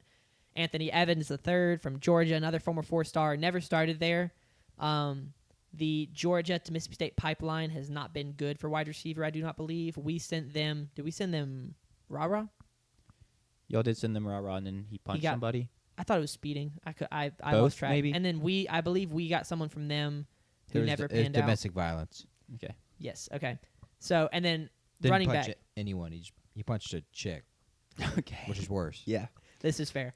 Running back, I'm super excited about. Fluff Bothwell, I believe, has generated a lot of that excitement.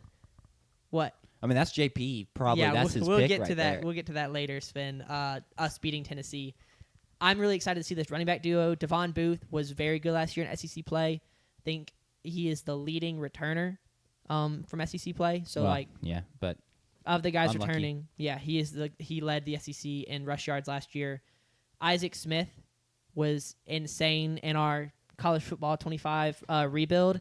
Went on to be a good pick. Was like a lower 90s overall. We built him up after his freshman year. So a very good safety who I think is also going to play, maybe not the star, but he will play safety. He'll play like slot cornerback. He'll play some linebacker. He will be all over the field.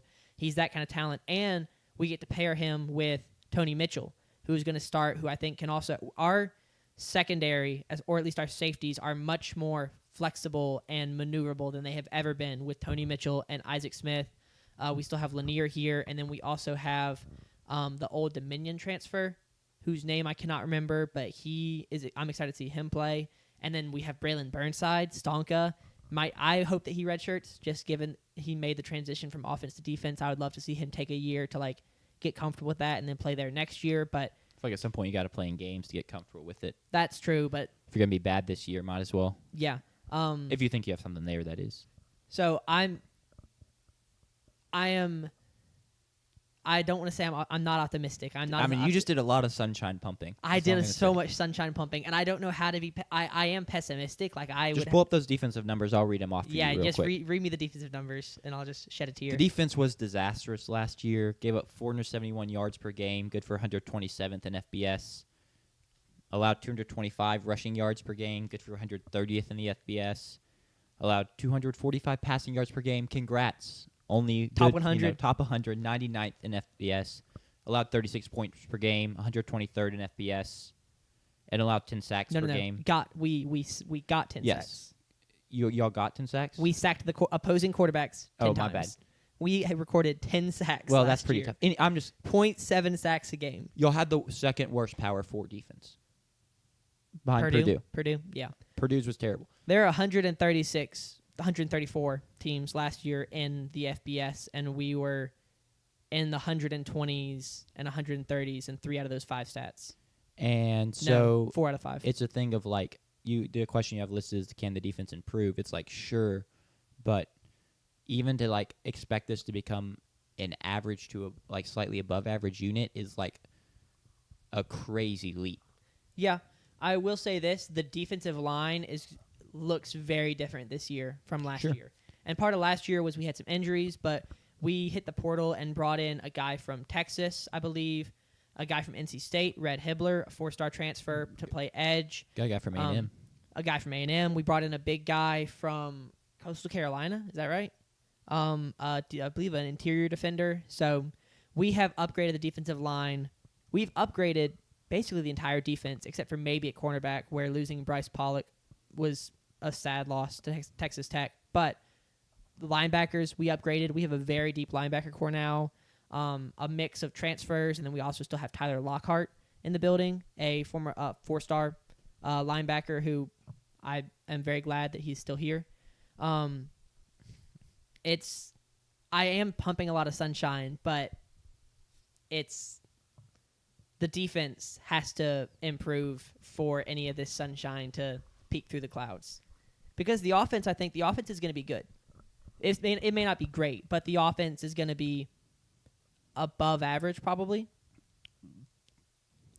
The offense will have good games and will have some good plays. Sven kind of just mentioned in the chat. I mean, it's a Jeff Lebby offense. Y'all's offense put up good numbers last year. Yeah. I still don't know if I trust the O-line to be great. Y'all did change it a lot. It's a lot bigger of an O-line. Y'all have the 4th biggest O-line by average weight in the country. But that doesn't mean you're going to be great. No. Y'all didn't necessarily bring in guys that graded out well in the transfer portal other places. But, I don't think that's another position that's just going to like magically become great. And so you may run into some games where that's a big issue. Yeah. Tucker, I have not been wishing Lockhart into the portal, but there is the reality that when someone's mom makes them go to a college, there's a decent chance that once they're old enough to like transfer of their and their mom, because he was 17, so his mom had to sign his letter of intent. If your mom makes you go to a college, there's a very good possibility that once you are no longer 17, you'll transfer. Yeah, So, but here's the thing of like if his mom's that involved, his mom is probably still very involved. that's fair. So I guess he could go against his mother's wishes now because he's older, but like Yeah. pretty close relationship there it seems. Yeah.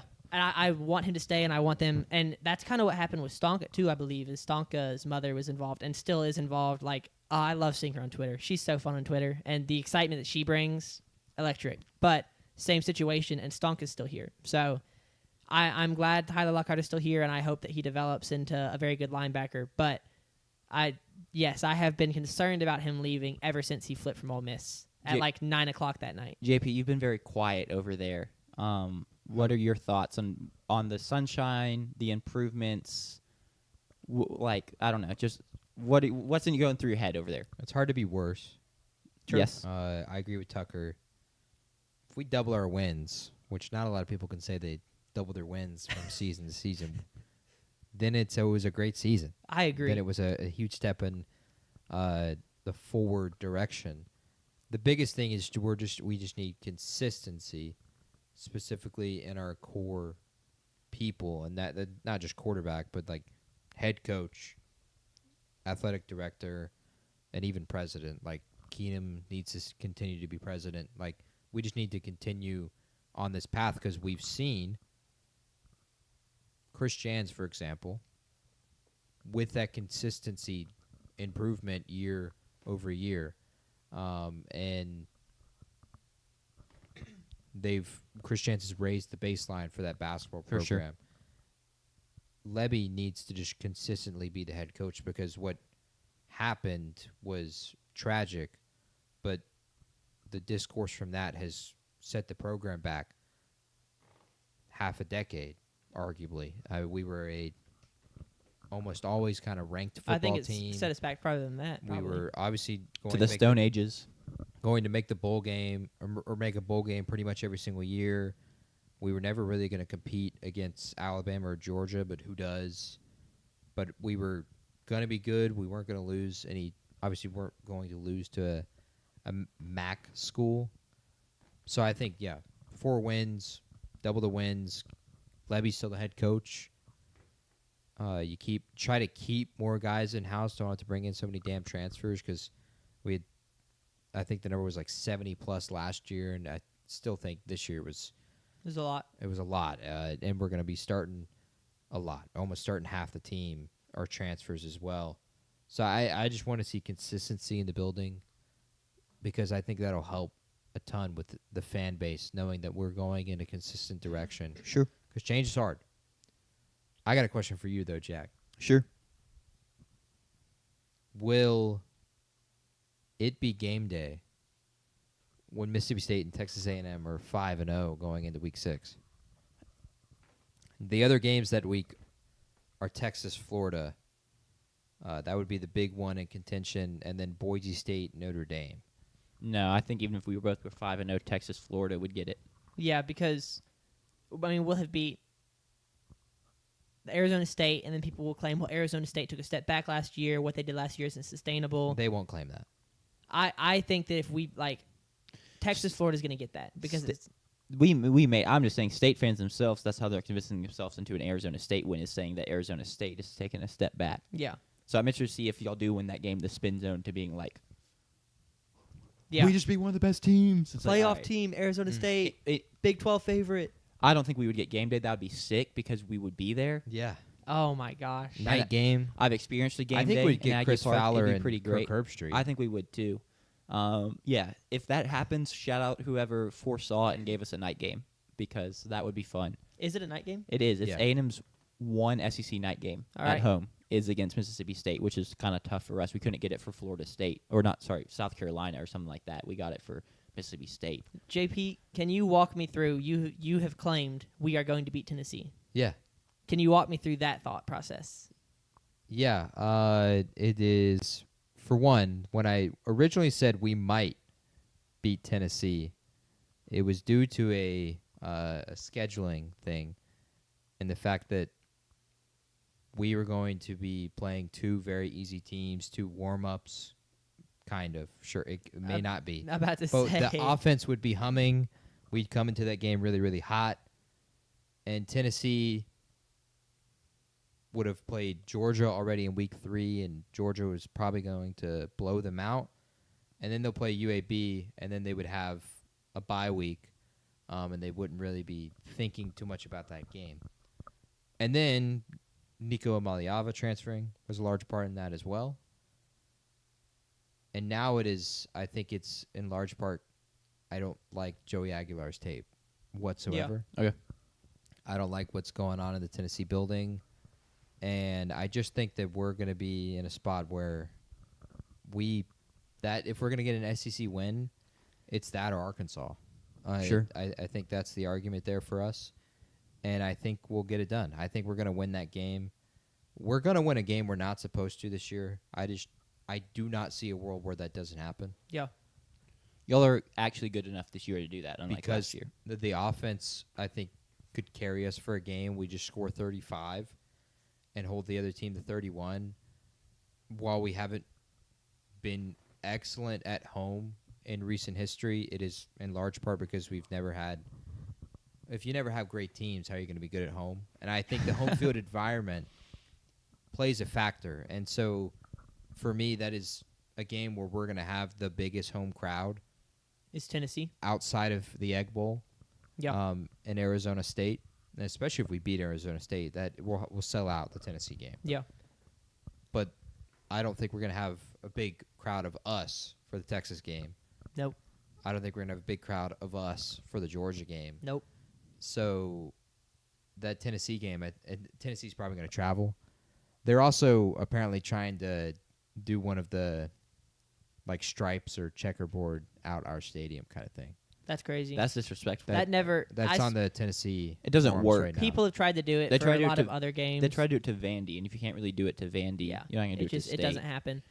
Best case, like, see, I'm starting to hype myself up and think that we could start 5-0. And Well, it's just, it definitely could happen. I think the but ceiling for us is like 6-6. yes, that's the ceiling. The ceiling for us is 6-6. It would start 5-0, and then for me beating Arkansas or even 4-0, and then you beat Arkansas, and then maybe you Ole Miss crowd knows? like the Ole Miss game could be a coin flip.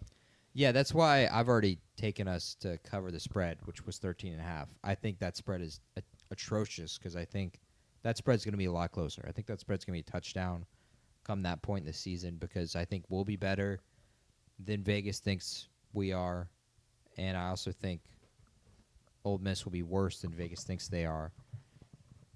The path to hitting the over on the win total, which I would bet. I think we're going to go 4-8 with a win over Tennessee, and then wins on our 3 other out-of-conference games. Although I'd trade the Arizona State win for the Tennessee win Gotcha. to start 4-0. Yeah, I would trade that. I think and yeah, the path to that is in the first 5 weeks, and then outside of that, good luck. Try and beat Arkansas. how many? What that'd be our first top 25 win in what, like 2 years? Well, obviously we didn't have one last year. And I don't think we had one the year before under our net because we were 3-9. Yes, so we did not have one that year So either. our first in 3 years or something like that. It'd be It'd be our first since the bowl game win against Illinois. yes, thank you. Yeah, I'll take the over 2 at 4-8. I mean, Hey, I appreciate that, man. you're welcome. I kind of agree. Y'all are not so bad this year that you can't pick off a team as a dog. Yeah, I just don't see a world where we lose those 3: Southern Miss, Alcorn State, Northern Illinois. I do not see a world where we lose any of those games. I'm not pessimistic in that way at all, which some of us are. I know the fan base certainly is. Northern Illinois beat Not all beat of them. Notre Some Dame of us last have us year, winning 10 games. which means Northern Illinois was also better than Texas A&M. You True. could make that argument, but this is this year now. So if we beat Northern Illinois, can we just not play the A&M game? Can Well, we it's a just new count that year. as a No, win? it's a new year. It's a So- completely different team. Unfortunate. Sorry. So, I think then, like Jack is saying, we're going to win one of those games. I hope.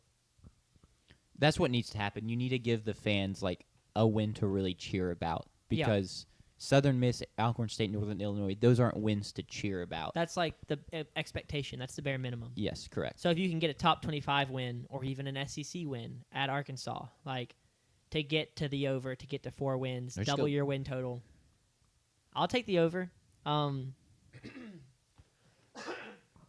I don't think I have us losing to Southern Miss anymore, just from like looking at this roster and like actually like Getting excited. getting excited. I'm not going to pick us to lose to Southern Miss anymore. Which if they end up beating us and I sold my take that I could have clipped and posted, that's going to be really sad. But I'm not going to pick us to lose to Southern Miss. I am sure we could start 5-0. I'll take the over. Yeah. All right. What kind of odds can I get on Mississippi State to finish in the top half of the SEC? That would be. I wouldn't bet on that, sir. Yeah, that's pretty bold. No, I'm I trying don't to think you generate get enough excitement. value either. I'm trying to generate excitement. I think we can move on though. I Yeah. wanted to give y'all time to talk about Mississippi State since it's y'all's team. But Let me double check and be sure we didn't miss anything important in chat because this is also Sven and Tucker's team. Tucker said if we go 2-10, just hire Dan Mullen. I don't know about that one. No, that's possible. you want to hire a playoff coach according to you? You'd be coming off a playoff appearance in your eyes. Also true. It would just be so weird. I don't know how I would handle that as a fan Okay. to bring him back. Final I question. think it would be okay. Sorry, because I have pretty strong opinions on this in terms of, like, I think this is going to happen. Is Zach Sumlin just not going to go back to Oklahoma after this year? The Oklahoma situation is weird because the Oklahoma AD isn't actually retiring yet. He's retiring in like 3 years. I thought he was retiring after this year. I think that they're gonna do like a transition where they're gonna bring in the new guy and then like apprenticeship under the old AD. It's Okay. not a he's just like moving away and wiping his hands and he's done. Well, I think that he's gonna be involved over the next like 3 or 4 years. But do you have any worry about that? Even Um, with that in mind. When it initially got announced, I was like, oh my gosh, we're gonna lose Zach Selman, and now I'm just not thinking about it because Okay. it's kind of like we just have to keep it like acting like we're not, and then if we do, I have go zero from there. concern. We're a better program, better Interesting. university than they are. Okay. I think that's shown in athletically. That's like I think if that's something I don't know what he cares about. I think is something I don't Well, I just also know quite he's know yet. like that's where he came from here. he went to school there. He Yeah, played I football there. understand that. I don't. If that's what he cares about most, then yeah, he would go there. But if he cares about success, I think you are better off having success at Mississippi State in athletics in general than you are at Oklahoma. Yeah, And I think that's kind of shown right now. Right. There's no buzz in that basketball program. The baseball program is fine, but it's not states. Yeah. Softball's electric. the softball is electric, of course, yes.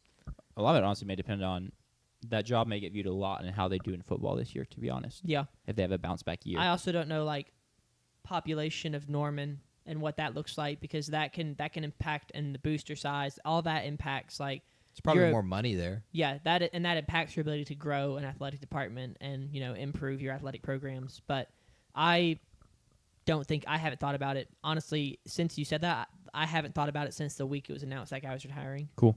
So We'll see that. Moving on. Missouri. What are we like? Not even halfway through yet.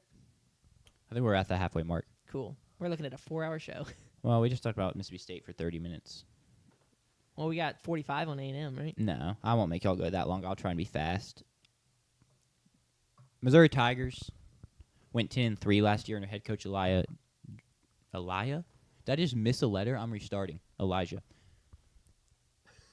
Missouri Tigers, man. Missouri Tigers went 10-3 last year, and head coach Elijah Drinkowitz, one of my least favorite coaches in the SEC. Dorkwitz is an apt nickname, in my opinion. Solid year for them. Oh, wait. No, it is Elijah Drinkowitz. It's Eli. There is no J. Start over. Dude, okay. Yeah, who calls him that? It's Eli. What no the one heck? calls him What Eli. the heck? I was kind of That's confused. crazy for me His to name write is that, not man. Elijah. His All name right. is All right. Elijah, I guess. The Missouri Tigers went 10-3 last year under head coach Eli Drinkwitz. In my opinion, one of the worst coaches in the SEC by like personality. I mean, he knows ball a little bit, but pretty good year for them. I feel like they are a little disappointed, given the high expectations, like maybe making the playoffs. But their quarterback ends up getting hurt. Luther Burden maybe didn't have the year they wanted. Regardless, 10 seasons for Missouri or 10 wins for Missouri. That's a great year. And now they look to bounce back after losing some key pieces. They lose their QB. They lose Luther Burden, as I mentioned. Armand Mimbu goes to the draft. So they have to replace some key pieces. And talking about quarterback, they bring in JP's guy from Penn State. One of your guys. I won't say he's your guy. One of your guys, is that fair? I wouldn't even call him one of my guys. Yeah, let's say. I just remember you being high on him last year. I was high on Penn State. I think he's got potential. Cool. So I would think not we're gonna- say he's one of my guys. I think no. we're going to agree on him then. They bring in Bo Perbula. I'm having an aneurysm with this team. Holy crap. Bo Perbula from Penn State transfers in after not really playing there a ton last year, was the backup, has come in, in blowouts and stuff, and then the game that Aller was hurt in. He has to win the job over Sam Horn, though. I think he will, but they are technically still in the quarterback battle. What to know about Bo real quick. He's a better runner than he is a passer at this point. He's a great runner, but I think he has under 100 passing attempts in his career so far. So he's raw there. Not that there's not talent. I do think the arm's pretty strong, but at this point in his career, he's a better runner than a passer. Thoughts on not one of your guys, JP? Well, he has no passes because there was no reason to throw the Correct. ball with him at Penn State because you have an NFL caliber quarterback in Drew Aller. If you want to know, is Bo gonna play fine in the SEC? You just go watch the Wisconsin game last year for Penn State. He led them on 2 big scoring drives when Drew Aller goes down with an injury.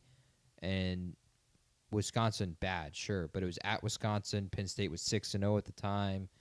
They were a top 5 team in the country. It was a huge game for them.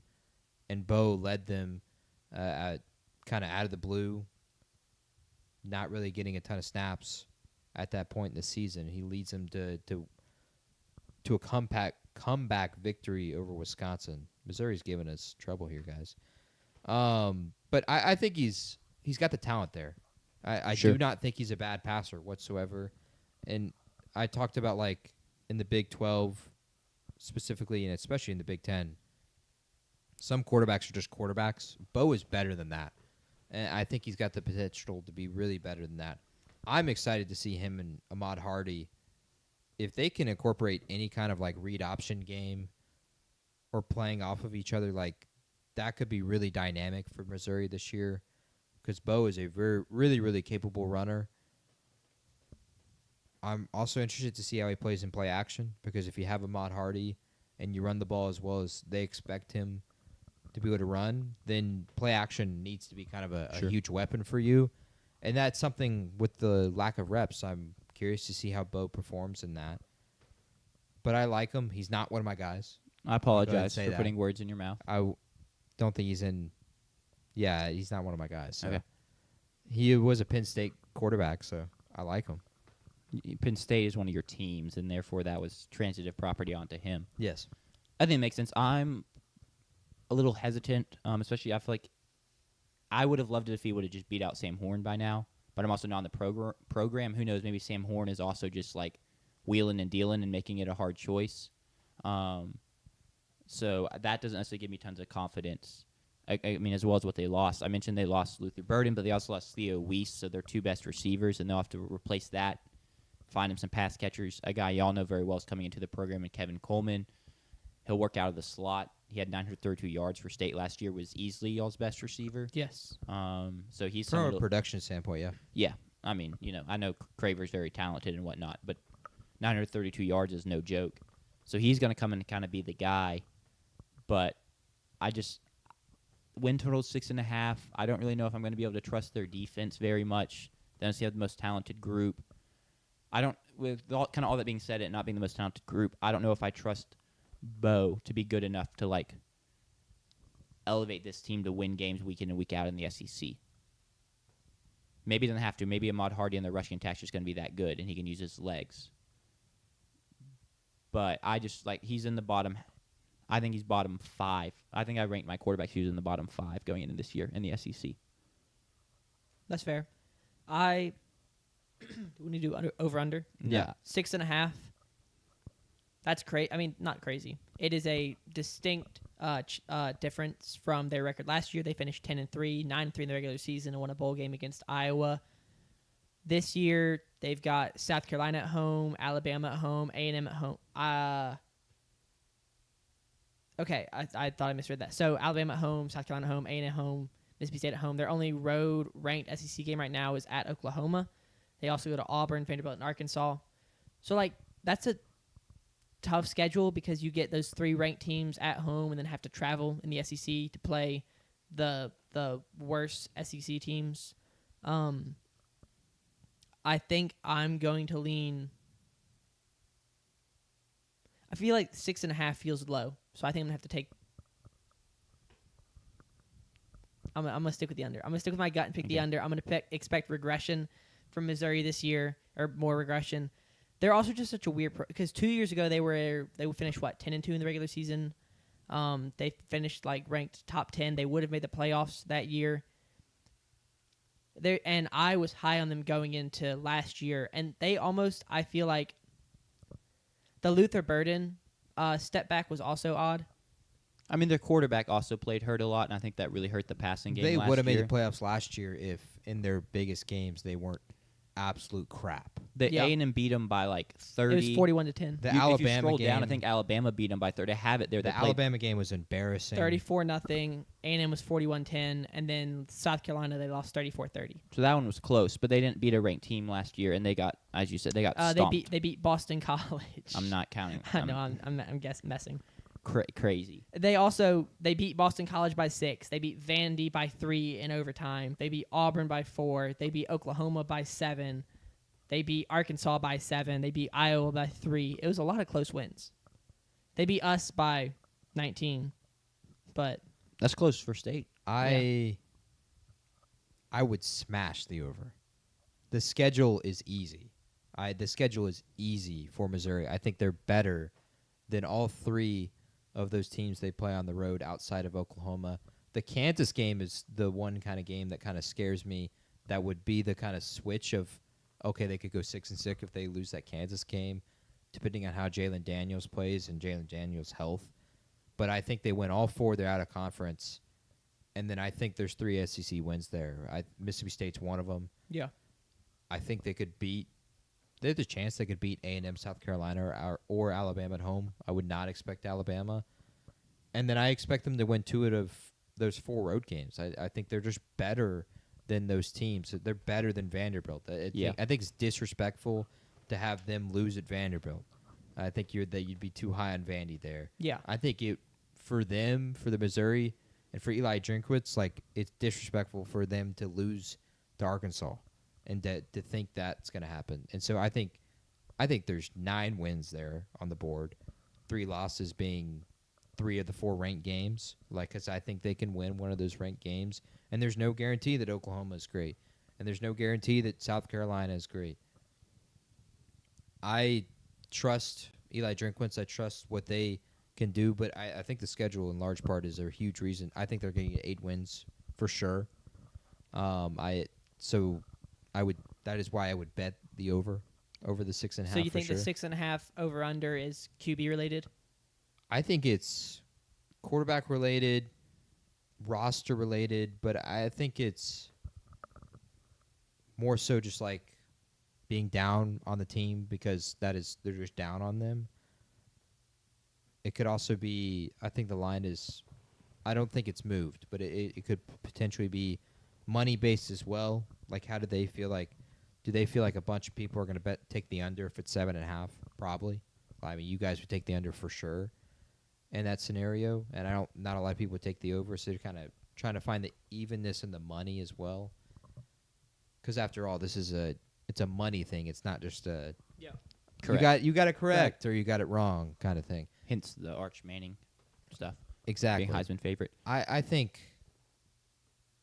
8 wins is very, very doable given what they have. I'm really high on Ahmad Hardy. I'm sad nobody let that guy fall to me. I was going to take him at 3, and then instantly gets taken 1-1 in our college draft. As so he I had should. to pivot. But I think Isn't he- what Bo year and is he? them A are good sophomore? enough He's a sophomore. Okay. So. to win 8 games because I think Bo is better than Brady Cook and Drew Pine. He's obviously better than Drew Pine, but I think he's better than Brady Cook. But would Eli Drinkwitz let Bo date his daughter like he would Brady Cook? Oh, I don't know about that. We'll have to ask him, I guess. Maybe. I'm- And Bo, I think the big thing what we haven't discussed, and I don't think anyone's discussing, is Bo's just a sophomore. He has time to develop too. So this is not like a 1-year kind of answer like you're seeing with these other transfers. I think Zach Calzada at Kentucky is just like, oh, this is quarterback for 1 year. somebody. Yeah. Bo can play for 3 years for Missouri, and I think he will. And so I Yeah. think he's got a really good chance to develop a ton because now he finally gets to be a starting quarterback. I'm going to take the over as well. I'm actually not very high on this team. I don't see 9-3 like JP does, potentially. But I do think the schedule's easy enough. And as much as I don't like Eli Drinkwitz, he's He can succeeded coach, there. yeah. They've won 10 games back-to-back years. So I'll take them to hit the over there. And we can move on to Oklahoma. a team that people think is going to make a massive turnaround. Yep. The Oklahoma Sooners went 6-7 last year under head coach Brent Venables. Pretty disappointing year for them. I think they had a lot higher expectations than that, but the offense just collapsed. Terrible wide receiver play, really bad offensive line play, bad quarterback play, though I do think a lot of that was because he had no weapons and no time. So They go 6-7, and I want to give credit to the defense because for how bad the offense played to get to 6 wins and get to go to a bowl is a pretty big deal. And that kind of sounds like a Brent Venables team, right? Yeah. Okay, well, the offense wasn't great, but hey, that defense was fantastic. But now they've looked to revamp the offense. Deion Burks should be back healthy. They expect big things from him. They bring Jaden Ott, the running back in from Cal, who only had 385 yards and 4 touchdowns last year. That's because he struggled with an ankle injury for most of the year. He's a joy to watch. He's very talented, can produce both in the passing and rushing game. And then the crown jewel of their transfer class, Josh Pates, Heisman winner. John Mateer, who's transferring in from Washington State. He had 3,100 yards and 29 touchdowns with 7 interceptions last year. And then had 15 rushing touchdowns on top of it, because why not? Absolute gamer, competitor, great at extending plays, designed runs. Isn't the most advanced passer, but that wasn't necessarily a need from him last year, if that makes sense. So they didn't necessarily play the toughest schedule at Washington State, so he just kind of feasted. With that being said, how do y'all expect the transition to the SEC to go for him? Do y'all expect big things from him? Do you agree with him being a Heisman contender? What's y'all's overall feels about John Mateer? I expect it to go very well if they can figure out that wide receiver room, which they were not able to do last year. Injuries sidelined, I think, 2 or 3 guys for a lot of the season. So if they can figure that out, and then I really like the pairing of Jaden Ott with Mateer just because of the way Mateer is able to use his legs. He was responsible for more touchdowns last year than Cam Ward. So he didn't have quite the same passing season that Ward did, but the threat he brings with his legs puts him on a similar level of production totals wise. So I will be interested to see. It is Josh Pate's favorite to win the Heisman, or his pick to win the Heisman. So after he said that, I started looking into it a lot more. I like John Mateer a lot. I'm excited to see what he looks like this year at Oklahoma, to see can they repeat that same defense from last year. They bring back Grayson Halton, the defensive interior, had 5 sacks last year. They bring back, is that R. Mason Thomas? That's his name, R. Mason Thomas. R. Mason Thomas, defensive end, 9 sacks last year, 88 pass rush grade. So they bring back some good defensive linemen to try and repeat that defense. And under Brent Venables, I kind of expect him to get that done. So the question is, can they make it work on offense? And I think Mateer is going to have a very good season. I expect him to be able to do some special stuff this year. Well, it's hard to be worse than they were offensively. Correct. And Mateer's better quarterback than Jackson Arnold right off the bat. He doesn't scream Heisman to me because I just don't think he's that good of a prospect. PFF agrees. A lot of scouts agree. You think of your Heisman Trophy winners, Jaden Daniels, top 5 pick. Caleb Williams, number 1 overall pick. Not Trevor Lawrence, but Joe Burrow, Kyler Murray, Baker Mayfield. Like, those are all high picks in the draft. Bryce Young, he doesn't fit that. He's not going to be a top 5 pick. I don't think he can play himself into top 5 pick. He's talented. He's very talented. He's a great thrower. Throws really well on the run. They ran a lot of read options with him. He likes to run more than he likes to throw, which is something I need to see change this year, because he has capable weapons, and for Oklahoma to be good, like, he needs to be healthy all year. That's kind of been an issue for them at quarterback in recent history. And you have Jay Knott. Like, let him be the workhorse. You don't need to be doing all this running. Make the splash play here and there. But for him to develop, I think, as a potential Heisman winner and an NFL quarterback, like, I need to see him taking care of himself. I think too often he's running and putting himself into precarious positions. At Washington State, a lot of his highlights, like, if he broke away, he's coming to run over that dude, and I don't want to see that. Yeah. Because he's not physically imposing enough, like a Cam Newton. He's not quick enough, even in Jaden Daniels, where he can just, I'll break this guy's ankles. He's not his feet aren't quick enough, like Kyler Murray, where I'm running at a dude, but I'll just kind of straddle my way out of bounds really, really quick because my feet are that fast. He's not that. And so that concerns me. I think he's got a chance to get himself hurt, especially with the upgrade in competition coming to the SEC. Heisman feels like too much, but it's college football. Anything can happen. Yeah. They also don't need him to be a Heisman. Not at all. They need him to be good. Mm-hmm. I like what you said about him needing to be kind of, not necessarily a pass, but like he looks to run too often. In my eyes, a lot of time last year was just mainly a one-read quarterback. It was, look, oh, it's not there, I'm just going to take off. And one, that needs to improve, but also I think Oklahoma needs to scheme around him a lot and scheme to his talent a lot. And I think they will work in some option stuff, like you said, some play action, maybe even some RPO, and keep the scheme simple for him and let him use his strengths and cook in that backfield. And then defensively, they should be good again. They do lose Danny Stutzman. He was kind of the heart and soul of that team last year. But, they're just going to have talented defenses under Brent Venables, and they're going to play sound football in that regard. Yeah. So Venables is going to call the plays again now defensively this year. He's going to return to calling the plays.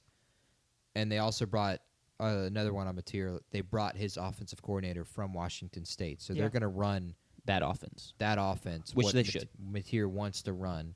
And so he's not coming into a new system, and that won't really hold him back. He is another quarterback like DJ Lagway, like Garrett Nussmeier, where I am putting him in the category of I want to see it when the lights are bright. Because he was in his only lights are bright game.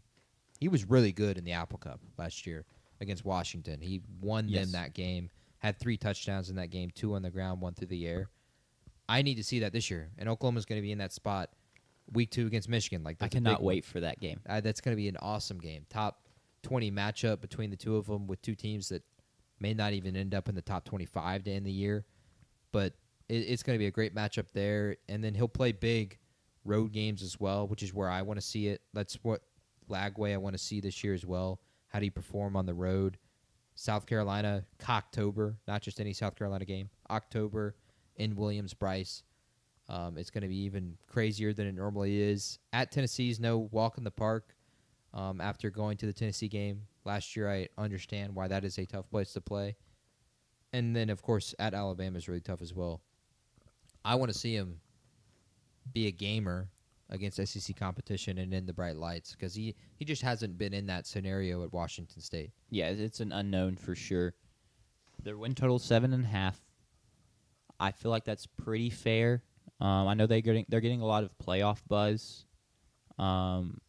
Just people in the media, really buying it. I think that's kind of where I tap the brakes a little bit. Is I expect them to be much improved because how can the offense not get better? Like you said, I don't necessarily know if I see it going that far. I guess you never know. Man, I have no idea what I want to do with this over-under.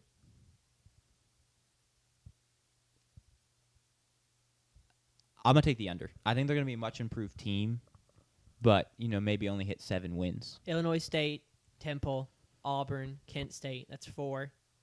Yeah. We'll say at Tennessee. Okay. That's 5. We need 9 in theory, right, to feel comfortable taking the over. Just even get me to 8 at this point. Miss Michigan, right? Bryce Okay. Underwood, week 2, freshman. That's 6. Yeah, I'm gonna have to take the under. I mean, maybe they sneak out another win, but I feel like we already gave them Michigan. We already gave them on the road at Tennessee. I think I'll take the under as well. I'm taking the over. I think they'll go 8-4. If they're 9-3, they'll make the playoff, and they could lose to Illinois State, Temple, and Kent State, and probably still make the playoff. Fair. I mean, that's the thing. Like, you lose to those 3, that means you pick up, 5 ranked wins. You You pick won up- against Texas. You pick up at 3 Bama. top 10 wins. Yeah. LSU, you win. Yeah. I think they're going to be undefeated going into the Red River Shootout. I think they'll win the Michigan game, and then they should not lose any of the other games, honestly, given how good the defense is and how good Mateer is supposed to be. And so the Red River Shootout is going to be really fun, especially if Texas is still undefeated at that point. But Texas will be through a lot of big battles at Ohio State, and they'll already played at Florida as well. So that could be a game that kind of flips on its head. We'd expect Texas to be 6-0 and Oklahoma to be 5-1 or 4-2 at that point. Now it could be flipped on the other way, and Texas is the team that's kind of up against the wall. So week 7 is a really fun game to look out for. I mean, you can't any red, river shootout is just going to be like that. But I'm taking the over because I think they're 5-0 going into that game, and that I just need 3 more wins. I've got Missouri. I think they'll beat the school up north, and I think they'll win a road game. Fair. I think they've got that in them. Red River Shootout, who knows? They could win that game as well. But I think they'll win the Missouri game. And so 8 wins is very doable. 9 wins I'd be surprised with, though. Mateer would really have to be a Heisman candidate for that to be a consideration for me. I think it's fair. Speaking of the school up north, they are next on the list because we do not have them labeled as Mississippi in the spreadsheet. Real quick, JP, me and Jack were talking about this earlier. Can you think of a school other than Ole Miss whose the name they go by is not like University of Mississippi? That is what they are. But they go by Ole Miss. But I feel like Alabama it's University of Alabama, but it's still Alabama, Auburn, Northwestern. Like all these schools I feel like are some version of their university name, and I feel like Ole Miss is the only one we could think of that is just like throws that out the window. I think that's the only one as well. The Ohio State University, maybe. But that's still Ohio State. Yeah, exactly. I don't know. That's that as was close just you can get. a weird thing we were thinking about earlier. If anyone is watching this video and would like to comment and let us know, because I realized I only think about SEC schools. I could be missing a smaller Sure. school. Who are we doing? Oh, Ole Miss. I lost my. There you go. Ole Miss had a very good season last year. Finished with a record of 10-3 under Lane Kiffin. Unfortunately, did not make the playoffs as much as Lane Kiffin tried to push for it on Twitter. Just didn't happen, largely due to their slip-up against Kentucky. You cannot let that happen, but it did, and so they don't go to the playoffs. And now they have to replace a ton of production on both sides of the ball. Starting at quarterback, Jackson Dart is now a New York Giant, and Austin Simmons is the guy to take the reins. Was second string last year. You may remember him. He led the touchdown drive against Georgia. That was huge in that game. Ole Miss is very high on him, but what do y'all think about him? I think he's going to perform well, but almost any quarterback performs well in a Lane Kiffin offense. Yeah. And that's why I was kind of lower on Jackson Dart, although I've liked what I've seen from Jackson Dart so far in the preseason. He's a talented passer. He can make all the throws you need to make.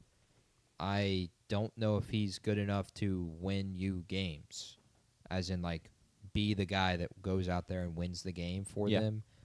And he's going to have to be, because I don't think the defense is going to be as good as it was last year. I mean, the defense is arguably top 5, inarguably top 10 in the country. They controlled the line of scrimmage in so many of their big wins. They controlled the line of scrimmage. The Georgia game, they controlled the line of scrimmage. The South Carolina game, like South Carolina comes into that game kind of thinking they're going to be really, really good, and they dominate South Carolina 27-3. Of course, controlled Oklahoma in that game. Beat Arkansas a week after Tennessee had lost at Arkansas. And so I think this year, offensively, they're going to have to be better. I don't have a lot of faith now again in the receiver room. I don't know if they're any better than they were last year. And in fact, I think they're worse. And then I think the quarterback stepped down. I think Jackson had the ability to go out there and win some games. Now, he would lose you games. He lost you the Florida game. And maybe if Simmons is able to not lose them games, then it's a step up. But I think he's going to put up numbers. I don't think he's a quarterback that can win you the big games. And they've got to win big games this year if they're going to make the playoff, unlike last year. Last year, the schedule panned out to where they had to win maybe one game, and they were going to be in the playoff.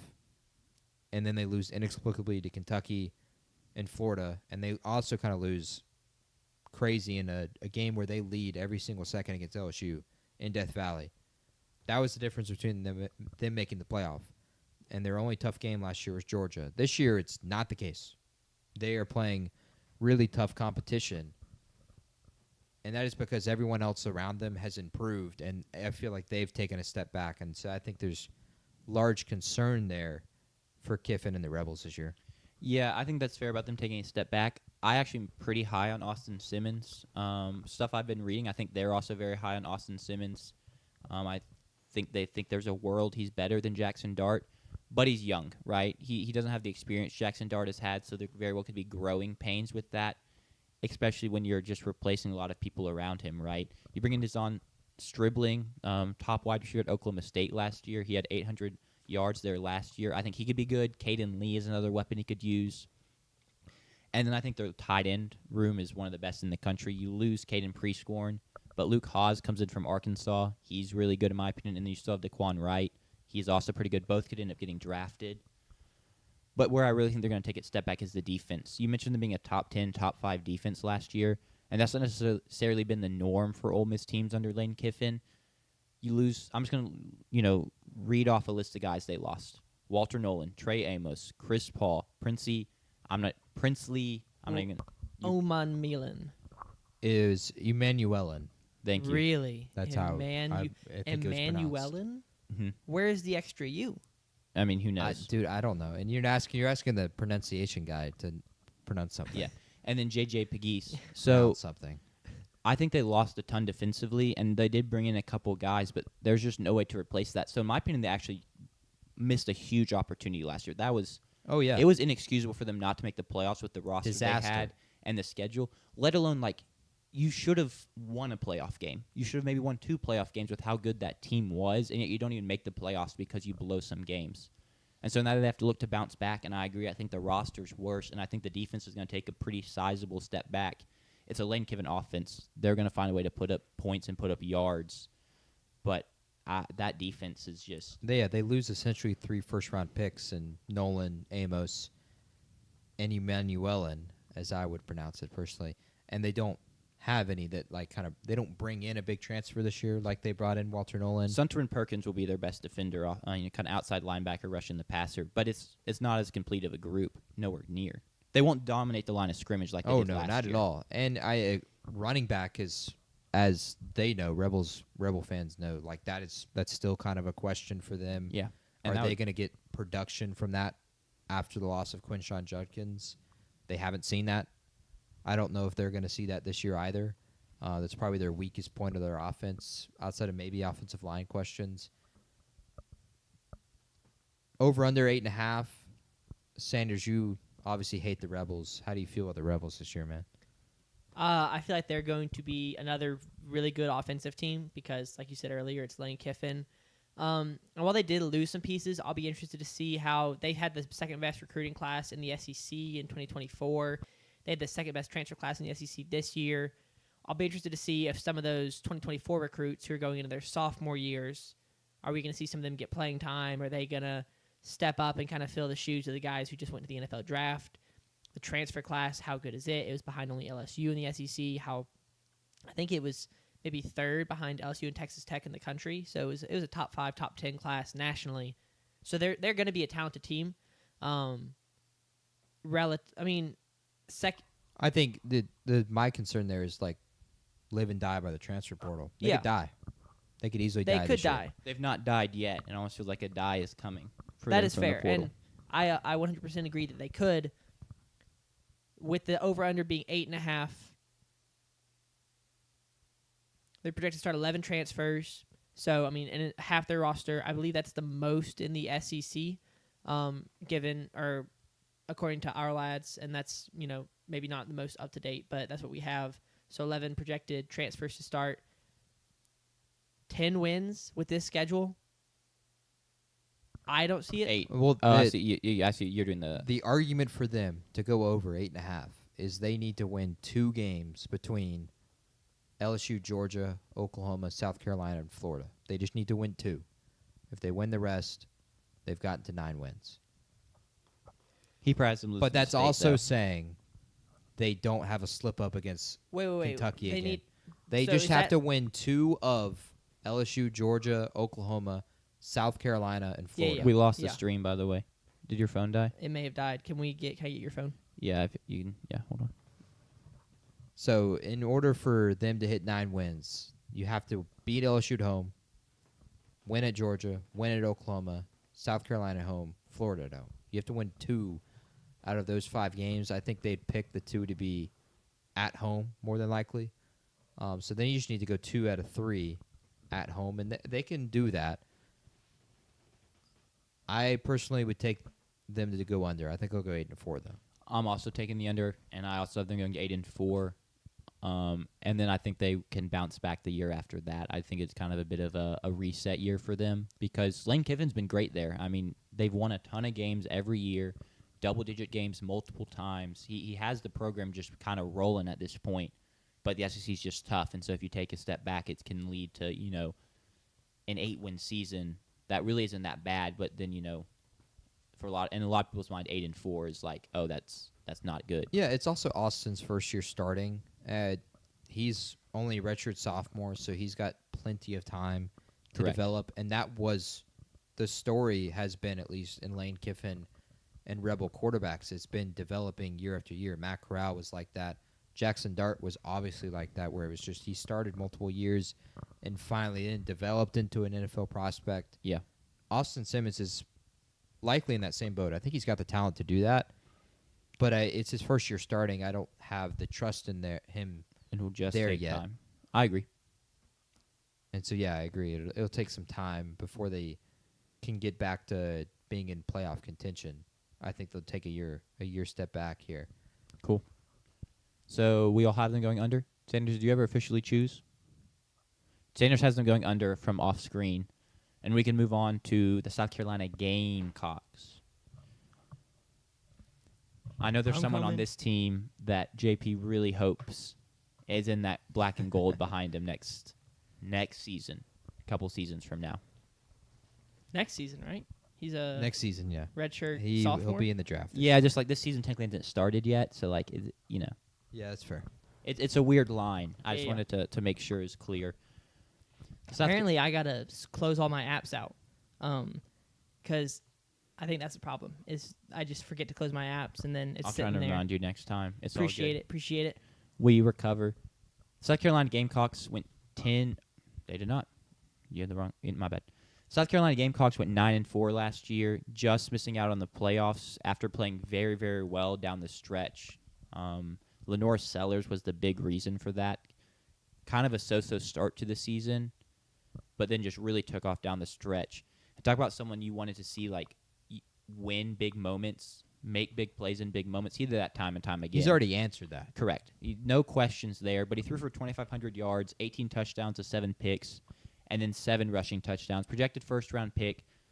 The most toolsy pick, out of the guys, I would say that's a projected first-round pick in terms of quarterbacks. He has everything you want. So thoughts on him, both of y'all? I mean, if you want to go first, Sanders, go Um, ahead. But He's about to talk for 10 minutes about yeah, the guy. probably. So. I tried to get him in fantasy last year off the waiver wire after I wouldn't say broke out, but like kind of like established himself as like, oh, this guy, like watch out for this guy. That was like week 2 or 3. He was a redshirt freshman, I guess, at the time. So, yep. yes, he was a redshirt freshman last year. You take it away. I know he's good. I wanted him. Okay, I did so not he get him. starts, and I think he comes in at the end of whatever their Group of 5 or FCS game was, and then he plays the Kentucky game. And I remember seeing him at first, and I was like, okay, this guy's supposed to be really good. But then I saw his goggles, and I was like, oh, this guy's goofy. And so until he took the goggles off, I never really thought too You highly didn't of respect him. him. Because it was like, it's just like, I don't have No respect aura, for him. He yeah. doesn't look cool. The goggles made him look like he was wearing like nerd glasses playing football. And as someone who's like played a bunch of basketball, travel ball, like it was what the nerds that played basketball wore as their glasses. That's what he was wearing last year. For him, unbelievably talented. He's a great, great prospect. I don't think he's there all the way there yet. He's obviously not hit his prime or anything like that, and I hope he doesn't until he's in black and gold. But he is a gamer. He wins games. He won games for them last year. South Carolina was in the argument for the final playoff spot, but they had embarrassing losses to Ole Miss. That was an embarrassing loss. And then they lose 2 close ones, like literally close ones. LSU, where they should have won off an official. And then the Alabama one, they nearly went at the end there. And so that was the big reason that they were held out. Sellers did not play necessarily great in their bowl game, but I think for them it was a bowl game, didn't really matter. But because of Lenoris, South Carolina drastically outperformed what they were supposed to last year with a redshirt freshman coming into playing quarterback, and he gets the time over Robbie Ashford. He dealt with some injury troubles, and I think that's that's a question mark for him going forward. Like, can he protect himself with how elite he is as a quarterback? But I watched him firsthand. He beat Clemson last year. He beat Clemson. The South Carolina defense was amazing against Cade that day, and Cade did not play well. But Lenore's beat Clemson at Clemson last year. I don't think that's even arguable. He is that good. Now he comes into this season where he's got to prove himself on really, really high expectations because he was under the radar last year. And that is that's the only concern for me this year is how does he play now that the expectations are on him? Pressure's the on. bright lights are on him. I think of Caleb Williams and how he played under the radar with Oklahoma. Rising. Comes to USC, bright lights. Not necessarily a great season. Good enough to be the first overall pick, but not necessarily a great season. He didn't really compete. Specifically the second USC year, not the Heisman year, of course, but the year after the Heisman where he's returning as the Heisman Trophy winner, like, didn't necessarily play well with the great bright lights, and now that's kind of a question going into this season with Chicago. That's the only concern I have with Lenore's. Fair. Because I think the talent is there that he could be the best quarterback in the NFL in 5 years. He is that good. He's that much of a gamer. As long as he's not wearing the goggles, like he's there. He's there. I think the big thing for the NFL will just be where is he put in as a position and can he stay healthy? I feel like you're disrespecting. Wasn't there a basketball player who wore the goggles and was like Kareem Abdul-Jabbar, but that was the 80s. Different time. Oh. What about Rodrigo goggles, Blankenship? But see, he was a nerd, but he was a kicker, so it's He okay. was a kicker. Yeah. Different quarter position standards. Not the leader of your franchise or your university. He's the guy that everyone's like, oh, you're a nerd, you can't play football, so you kicked, and now you're good because of that. I think it's a little different. See, I see a guy with glasses. I'm like, oh, he's talented, but he has bad eyesight. He's just gonna wear them and wheel and deal. I would like to see him continue to improve as a passer, but he's young enough. I think he will do that. And the thing that just stands out to me is how hard he is to tackle because of his size. In the A&M game, we missed 25 tackles. Now, a lot of that was we were selling, and we missed tackling other people too. But there were multiple times where it's like our defensive lineman would have him, and then all of a sudden he'd still be up, and our defensive lineman would be on the ground, and he's like, running for a first down or hitting someone in the scramble drill for a big pass play. You mentioned in your kind of rant or your little ramble that he helped South Carolina drastically outperform, their talent and their projections last season. Mm-hmm. And I think he'd have to do that again this year because I think their roster is actually worse this year than it was last year with what all they lost on defense. So on the returning 4 to 5 starters, they lost 4 to 5 guys to the draft on that side of the ball, and they've not necessarily been the best at bringing in talent under Shane Beamer. So that's my biggest worry for this team is not at all about Lenore Sellers, but can the team around him be good enough to help this guy reach the playoffs, or is he going to just have to try and drag him along again? Even looking at the wide receivers, Nick Harbor's probably the best wide receiver, but he's not really produced. He's just kind of a crazy athlete that's raw, not a wide receiver. His best highlights are him on a track field. Correct. So he has not shown that from a production standpoint yet as a receiver, and he'll have to this year for South Carolina to be any good. I think I'm high on Rasul Faison. I'm high on him from Utah State. I think he's a really talented guy. But I don't think he's Raheem Rocket Sanders. I don't think he has that capability to kind of take over games. I think he'll be a very capable back for him. And, Lenore's has to carry this team because defensively they're going to be a lot worse than they were last year. And they were actually really, really good. Defensively, they shut down Cade Klubnik. Cade probably played one of his worst games of the season last year outside of the Georgia game against South Carolina because of the talent they have. But, Lenore's just going to have to carry. I do want to give a shout-out to Dylan Stewart, the best defender, arguably on their team last year as a true freshman. He is back as a pass rusher and probably will dominate again. Would go in the top 15 of this year's draft if he could go, but he has to wait yet another year. He's very talented, but aside from him, they really did lose a ton. If any South Carolina fans ends up watching, I don't want them to be like, we got Dylan Stewart. It's like, yes, but you got to have 11 players on defense. Yeah. Over under is 7.5. They went 9-3 last year in the regular season. They lost the bowl game. I don't remember. Illinois, Yes, thank you. the Mayo Bowl, the Duke Mayo Bowl. I'm going to take the over. I think they'll get to 8 wins because of Lenore Sellers and how much respect I have for him and how good I think he is. But this team realistically shouldn't hit 8 wins in the SEC holistically. That's me giving major props to Lenore Sellers. Yeah, I'll also take the over. The first, there's a really good. They should start 5-0, and then they go to LSU, and on the road that game could be tough. It'll be interesting to see how They play 6 of 7 ranked games down the stretch. Yeah. They play 4 ranked games, a bye. Of course, they get their bye right before A&M, bro. That's a scam. And then Holy. they get a nice warm up in Coastal Carolina, and then they get Clemson at home. I'm taking the over. I think they'll get to 8 wins in a lot of different ways. 5-0 would be the most easiest path to start that. And then they'll beat Coastal, so that's 6 wins. And I think they're winning both Week 8 and Week 9, Cocktober, Williams-Brice against Oklahoma and Alabama. Because I just think the roof is going to go off for those 2 games. And I think it's enough of an advantage that they're going to win those 2 games. So if they do that, Then they're at 8 wins. Yeah. And I don't know if they're going to win any other game in there. If they were to lose one of those games, then I expect them to win a road game. But I think 8 wins is right there. Their playoff contention for me, I think Lenoris is that good. Right now he'd be a top 3 pick.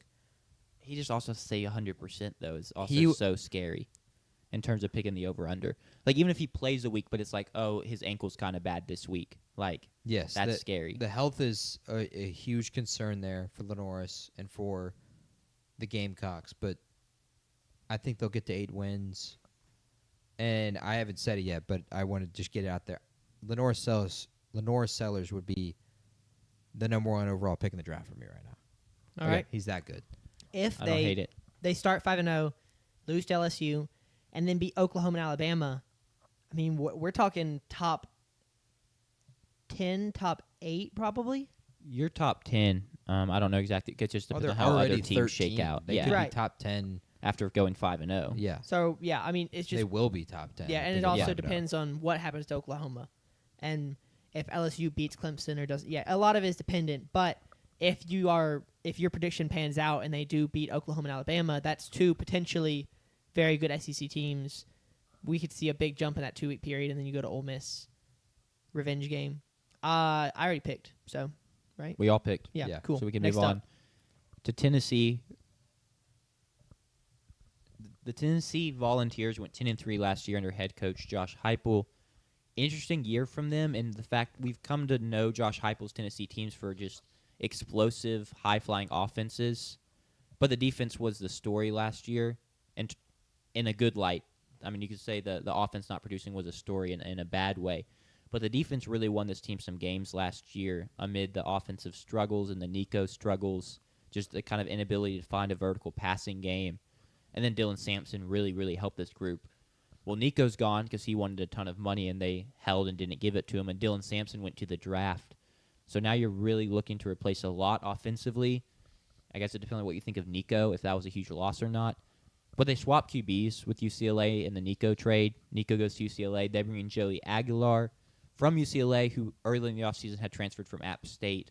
So a Sunbelt warrior in Joey Aguilar. What do we expect for him in his first season as a Tennessee Volunteer? He's capable. I think he's nowhere near the talent of the last 3 quarterbacks they've had in Nico, Hendon Hooker, and Joe Milton. He has nothing athletically that pops off like each of them have. Like Nico's size, I mean, all 3 of them were big, but Hendon Hooker's accuracy and his quick release and Milton's cannon of an arm.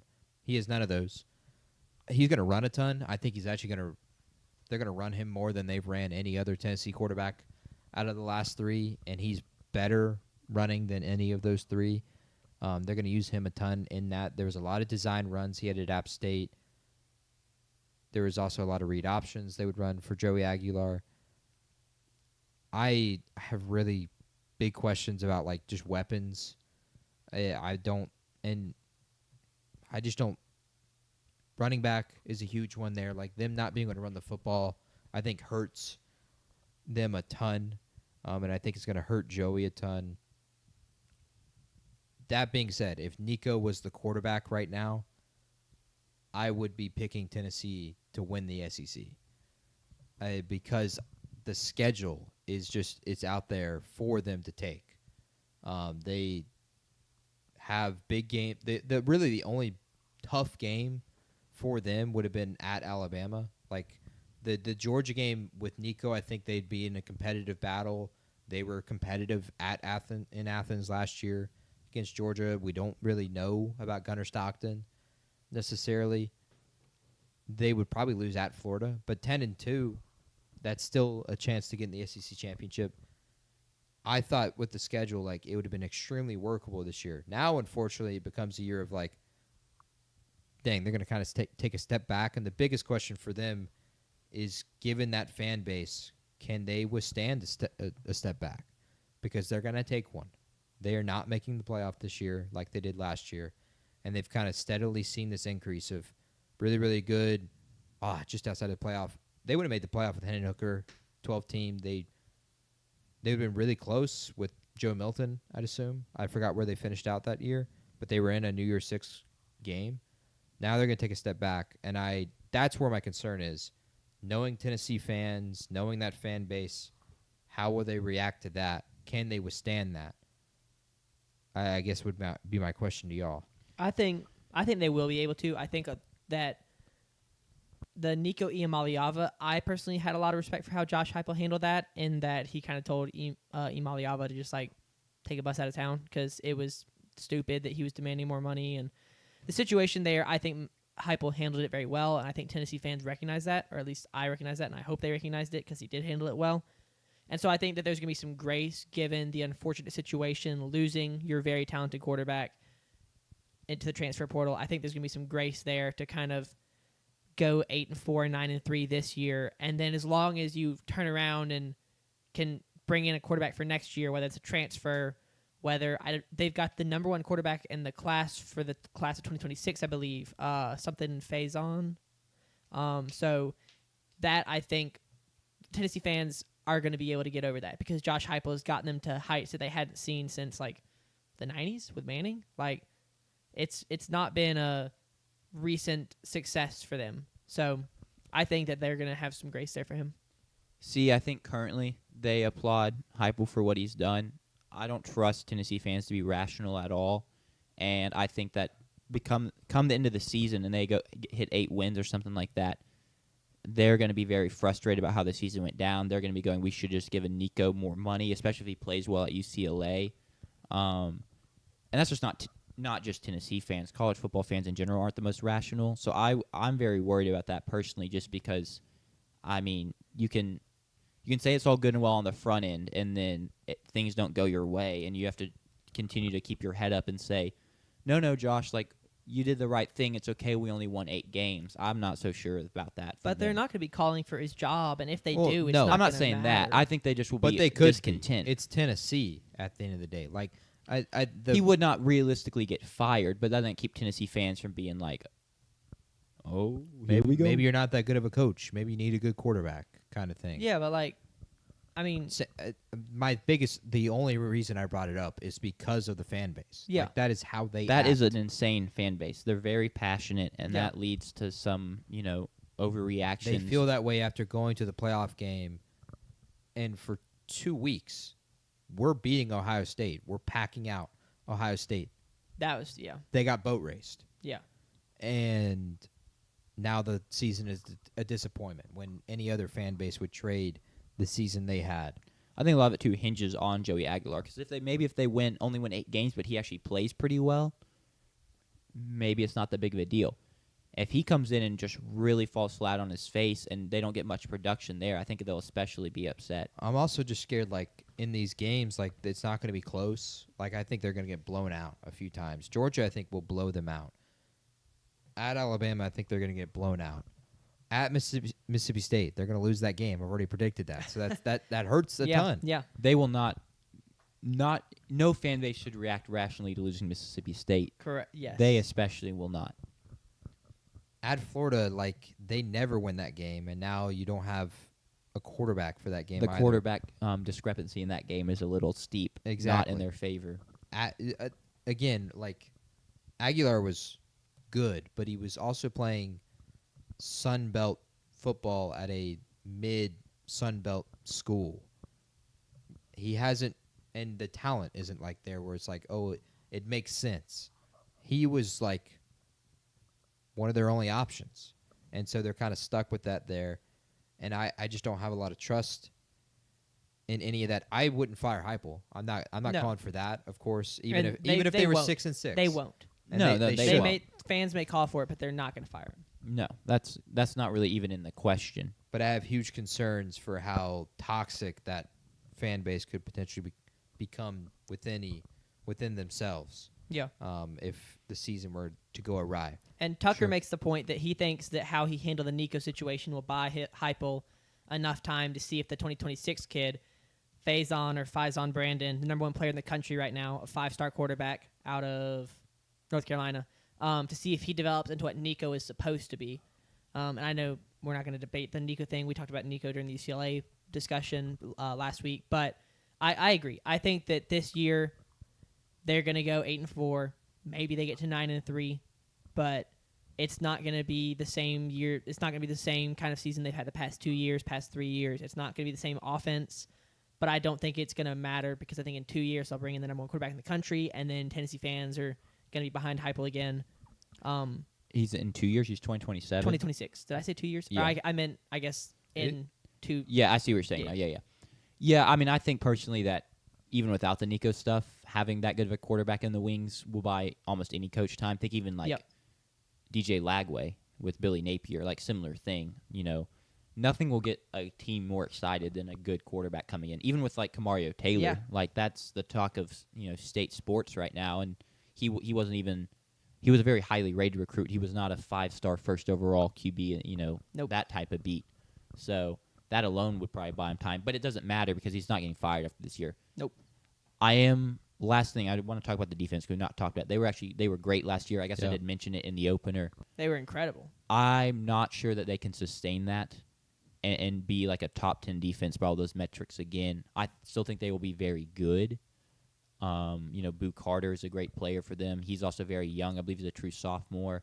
I think it was in the key players. You mind going back up? Because I'm blanking on the guy's name. Jermod McCoy could end up being a first-round draft pick. I will say he's coming back from an ACL tear, so that's a little interesting. I think he's going to be a first-round draft pick. If he comes back healthy If from he his comes ACL back tear. healthy, sure. Yeah.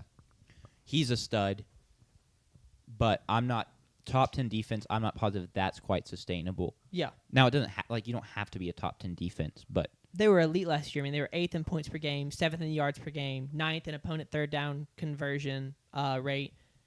But yeah, it isn't necessarily sustainable. I'll be interested to see their D line should be very good. It's a bunch of they're a very talented team. Heupel's done a fantastic job of recruiting. The rankings, their 2023 class was very good, 4th in the SEC. I'll be interested to see what that the secondary looks like with the two former 3-stars in Andre Turrentine and Ricky Gibson. Those guys kind of stood out just looking at their rosters I was kind of expecting it to be all 4 and 5 stars. Now, I'm sure that they are good to be starting for Tennessee, but that'll be something I'll be interested to watch. Are these guys that outperform their high school ratings? yeah. Even if they're not top 10 again, I think that is going to be how they're going to have to win games next year. It's off on the back of their defense, limiting other teams' opponents and forcing takeaways and whatnot, especially the big games. Yeah. I don't think this offense is going to be good enough to get in a boat race with Alabama or Georgia. You're going to have to find a way to limit Alabama or Georgia if you want to win those games. Did you talk about everybody they lost on offense outside of the obvious Nico and Dylan Sampson? They lost Deontay Thornton, wide receiver, got drafted. Squirrel White transferred to Florida State, and then Brew McCoy graduated. That's what they do after he caught a pass. And it just kind of sounded like they're booing. Classic. It's a classic. I mean, It's pretty fire. Yeah. I remember going to a game and someone doing that, and I was so confused because I thought they were booing. Yeah. But But yeah, the offense is just completely overhauled. Besides Aguilar at quarterback, so it'll be interesting to see how all that pans out. They're starting a freshman at offensive tackle, in all likelihood, David Sanders, a 5-star. So how does that pan out? I mean, he's talented clearly, but how does the offensive line work with him? I think on the right side is where he's projected to play. So it's going to be a very different look on offense, and the defense is probably going to need to carry. Over under 8.5. I'm taking the under. I don't think it'll be disastrous or anything. I think the defense is good enough, and Heupel is a good enough coach to get on like at least a competent offense on the field. But I think they'll lose most of their big games, and so 8 wins most likely for me. I'm going to take the over. I only see 3 losses on the schedule: Georgia, Alabama, and then either Florida or Oklahoma. I think they'll win one of those, so I'm going to take the over. You would have to. I'd be hard pressed to take the over because they would not be favored in any of those 4 games unless Oklahoma was just really, really bad. And because of that, I don't see 10 wins. I don't see them winning 2 of those games for sure. Obviously, I've already picked them to lose to Mississippi State, so I've got them going 7-5. But if Nico was there, the 10-2 would be the floor. It would feel like, and 11-1 would be pretty likely. Because I think they could win the Georgia or Bama game with him, but he's not here, so 7-5. I got the under. All right, let's get the next team out of the way. Just do that the entire video. Yeah. I tried to turn their logos upside down on the graphic, but I couldn't figure it out. The Texas Longhorns had a fantastic year last year in their first season in the SEC, as they were trying to show that they belong in the SEC. They went 13-3, lost in the semifinals to Ohio State. Steve Sarkisian has done a phenomenal job there over the past couple years. And while they did lose a lot, they have recruited so well, and they still have a ton of talent on this team. No one is getting talked about more than the talent that is Arch Manning. Hasn't played a ton. He made 7 appearances so far in his time at Texas. Has flashed as a runner and as a passer, but still limited playing time. What do y'all see from him this season, or what do you expect from him? I think he's going to be good. I think that good, not great. I don't think we've seen enough to determine, and so that's my thing. Is like he was talented coming out of high school, but I think that people are letting the fact that his last name is Manning letting them get too excited. Where it's like he could be good, but I think it's I think the expectations, and it is different because he's a going to his redshirt sophomore year, so he's older.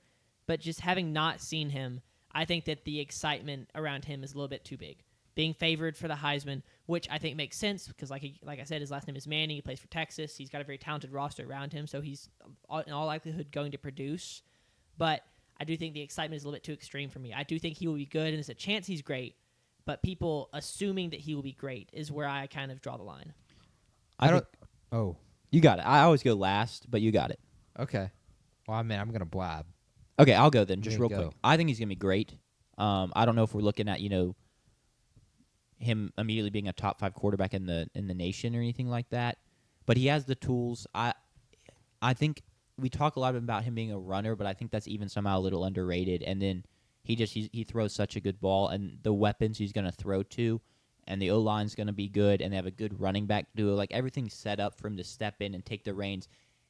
And they've just kind of had him sit there waiting in the wings. Kind of almost feels like an Aaron Rodgers when the Green Bay Packers drafted him. Like, you get to sit here. You get to learn. You don't have to play yet. We're going to develop you for 2 years, kind of grow you into who we want you to be. And now it's just time to take the reins. And so I think it's going to go pretty smooth in that regard, and he's going to be pretty great from the jump. I think unfortunately. Unfortunately, sure. Horns down. But I think he's going to be excellent. I don't think he's going to win the Heisman, but I think he'll be there in New York. And it's because he's got everything he needs around him. Defensively, they're going to be awesome. Top 10. Easily. Minimum. And then offensively, they have weapons. They have lots of weapons. In a year where they lost Jaden Blue, Gunnar Helm, Matthew Golden, Isaiah Bond, they are going to have weapons. Ryan Wingo was a freshman last year and was one of the better receivers for their group. DeAndre Moore returns. The transfer of Emmett Mosley from Stanford helps. They have Quintrevion Wisner and C.J. Baxter, if he was able to return healthy this year, is going to be a huge weapon for them. And then also the transfer Jack Injuries, I think is going to replace Gunnar Helm really well, as good as Gunnar Helm was. So he's got all the weapons. The offensive line might be an interesting question, but I think they'll play fine under him. They're more than likely going to start 2 sophomores at the tackles. There's a little bit of concern there, but with the weapons they have, I don't think it's necessarily a concern. I don't think he needs a ton of time. For me, he shows good pocket presence. He throws a great football. Does it pop off the page? No. Is he just an unbelievable arm talent? No. But, man, he is accurate. He can throw the deep ball. He loves throwing the deep ball. He threw a lot of the deep ball when he played. In the Mississippi State game, he threw many deep balls. In the UL Monroe game that he played and started, he threw a ton of deep balls in that game as well. He's not afraid to do that, and he's very capable of doing it. I agree with Jack. He's a very underrated runner, which surprised me a ton because I did not really expect that coming out from high school into college. I just didn't think that would be something that translated because you don't see the speed pop off, specifically on his high school tape. The high school tape is funny because he played at like a small Christian school. So Exactly. It's like, okay, he's faster than this guy, but I think the linebacker's running an 8-second 40. So how am I to know? And he was also he's bigger than all of the guys out there as well, and he's not necessarily the biggest guy. He is 6'4", which is crazy to think. He didn't look like he's 6'4". He didn't play like he's 6'4". He definitely plays like a 6-footer. I think he's going to be excellent though this year because he's got the supporting cast he needs. He is, again, another quarterback that's like, all right, I want to see it in the bright lights, in the big moments. How do you play in Athens on the road? How do you play in the swamp? When A&M has you on the ropes at home, week 14, like how are you responding? A game that could be SEC championship rights again. What was the score of that game last year? 17-7. I forgot. Week 1 at Ohio State, he's going to play in a ton of big environments. Starkville, Mississippi, that's no cakewalk. But I think he's going to be excellent. When the Bulldogs are 7-0. I don't think he's going to be good. I don't think he's going to be great. I think he's going to be excellent this year. Is he for sure NFL prospect? I'd ask me next year. I don't think he should declare this year. I agree with that. I would come back and play college football another year. 1, to make more money. But 2, I also think he needs another year of starting. Like, if he can get 2 years of starting, then I think maybe there's debate there. Sure. And I think he'll just be more successful in the NFL because with the name, he's going to start immediately. Because as long as he doesn't you cannot draft him and put him on the bench. Yes, yeah. It's different in the Shador one because I don't think he clearly doesn't have the personality that Shador does and doesn't carry that kind of weight. But he is like Shador in the fact that, like, if he's on the team, you have to play him. It reminds me of Tim Tebow a ton. Like, Tim Tebow was an excellent college football player. Didn't necessarily pan out in the pros, but if he was on the team, it didn't matter when he was the tight end for the Jaguars. Like, you're going to ask him questions before you're asking Trevor Lawrence questions. Yeah. Like, that is what Arch Manning would be with whatever NFL team he gets to. And so I want to see how he performs in big lights, and I think he just needs another year starting to be ready to go for the NFL. I think that's fair. I do wish that, not saying it wasn't his decision, he doesn't agree, but I do wish that's like something he gets to say instead of being like his granddad. It's all of a sudden like, oh, he's staying 2 years. It's like, all right, like, yeah, it's his thing. It's his show. I understand he's learned a ton from his dad, his uncles and his granddad, but I still wish it just was like, it feels a little bit like it's not always his rodeo, and I kind of hate that for him, even though he probably doesn't mind. That's just like me outside looking in. I don't necessarily love that. Also, if for some of you clicked on this video and you're like I'm an A&M fan, so like horns down, all that crap is like it's mandatory from me. Probably should have prefaced the video with that. Yeah, but like it's all good. If they're still here, they can figure it out, and Yeah. y'all have a great team. And we talked a lot about the offense, with the defense we mentioned being top 10 minimum. It's going to be nasty still. Michael Taft, for one thing, is coming back to play safety, probably a top 5 safety in the country, former walk-on.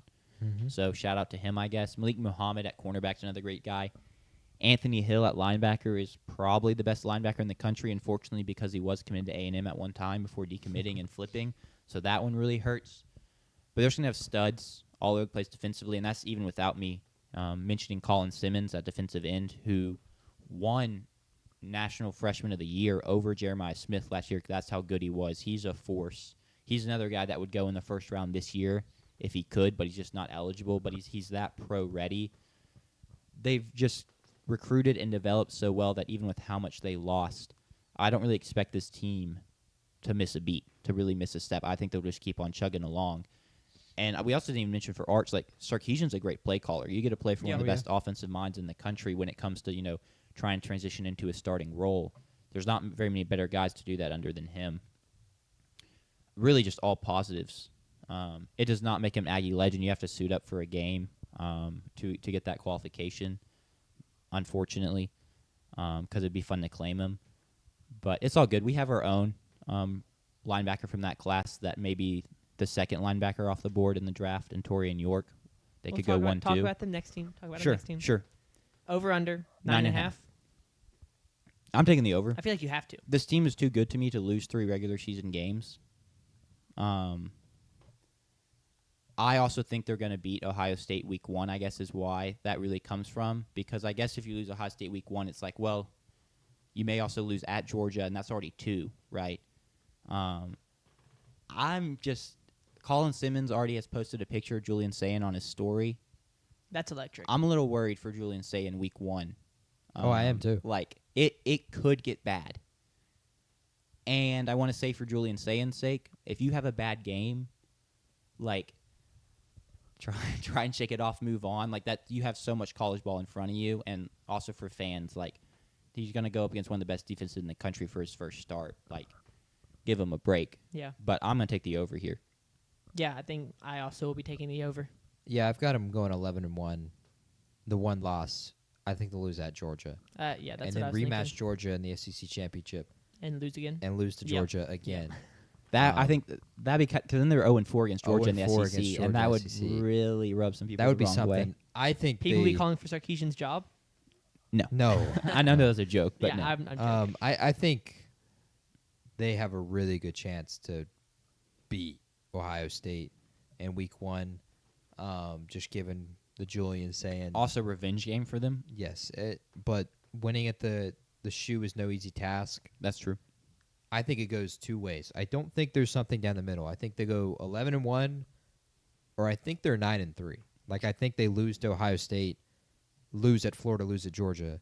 Yeah. And man, they could lose the Red River Shootout. Who knows? A&M could win. A&M could win that game. I don't know if you feel that way right now, but I think they could win that game. We could because we're about to get into A&M, but I think A&M is good enough this year. Not saying we're like in that top tier, but we are good enough where and the way our team structure is, we could beat any team. Yep. But I'm taking the over here. This is a great team, and it frustrates me so much. But They're not my national title pick though, and they're not even in my semifinal. they are not.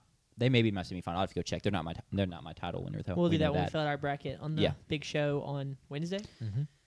Oh man, the moment. All right, this is your team, Jack. Are you just going to do a 15-minute monologue? Should we just shut up? No, Feel free. No, because I want some thoughts on some things, and I'm probably about to do a lot of sunshine pumping, so I'm going to need some I mean, that's potential what we did for state. checks and balances here. Texas A&M, preseason number 19 team currently, went 8-5 last year under first-year head coach Mike Elko, which, given how they started the season, 6-1, and then how they ended it, can feel like a bit of a disappointment. But realistically, 8-5 year 1 is not bad at all, especially considering how Jimbo Fisher left the roster and left the team. He was 7-1 at one point. 7-1, that's right. Yeah, just we would have liked to finish better, but realistically, we weren't the best team, and there were holes, and that got exposed down the stretch.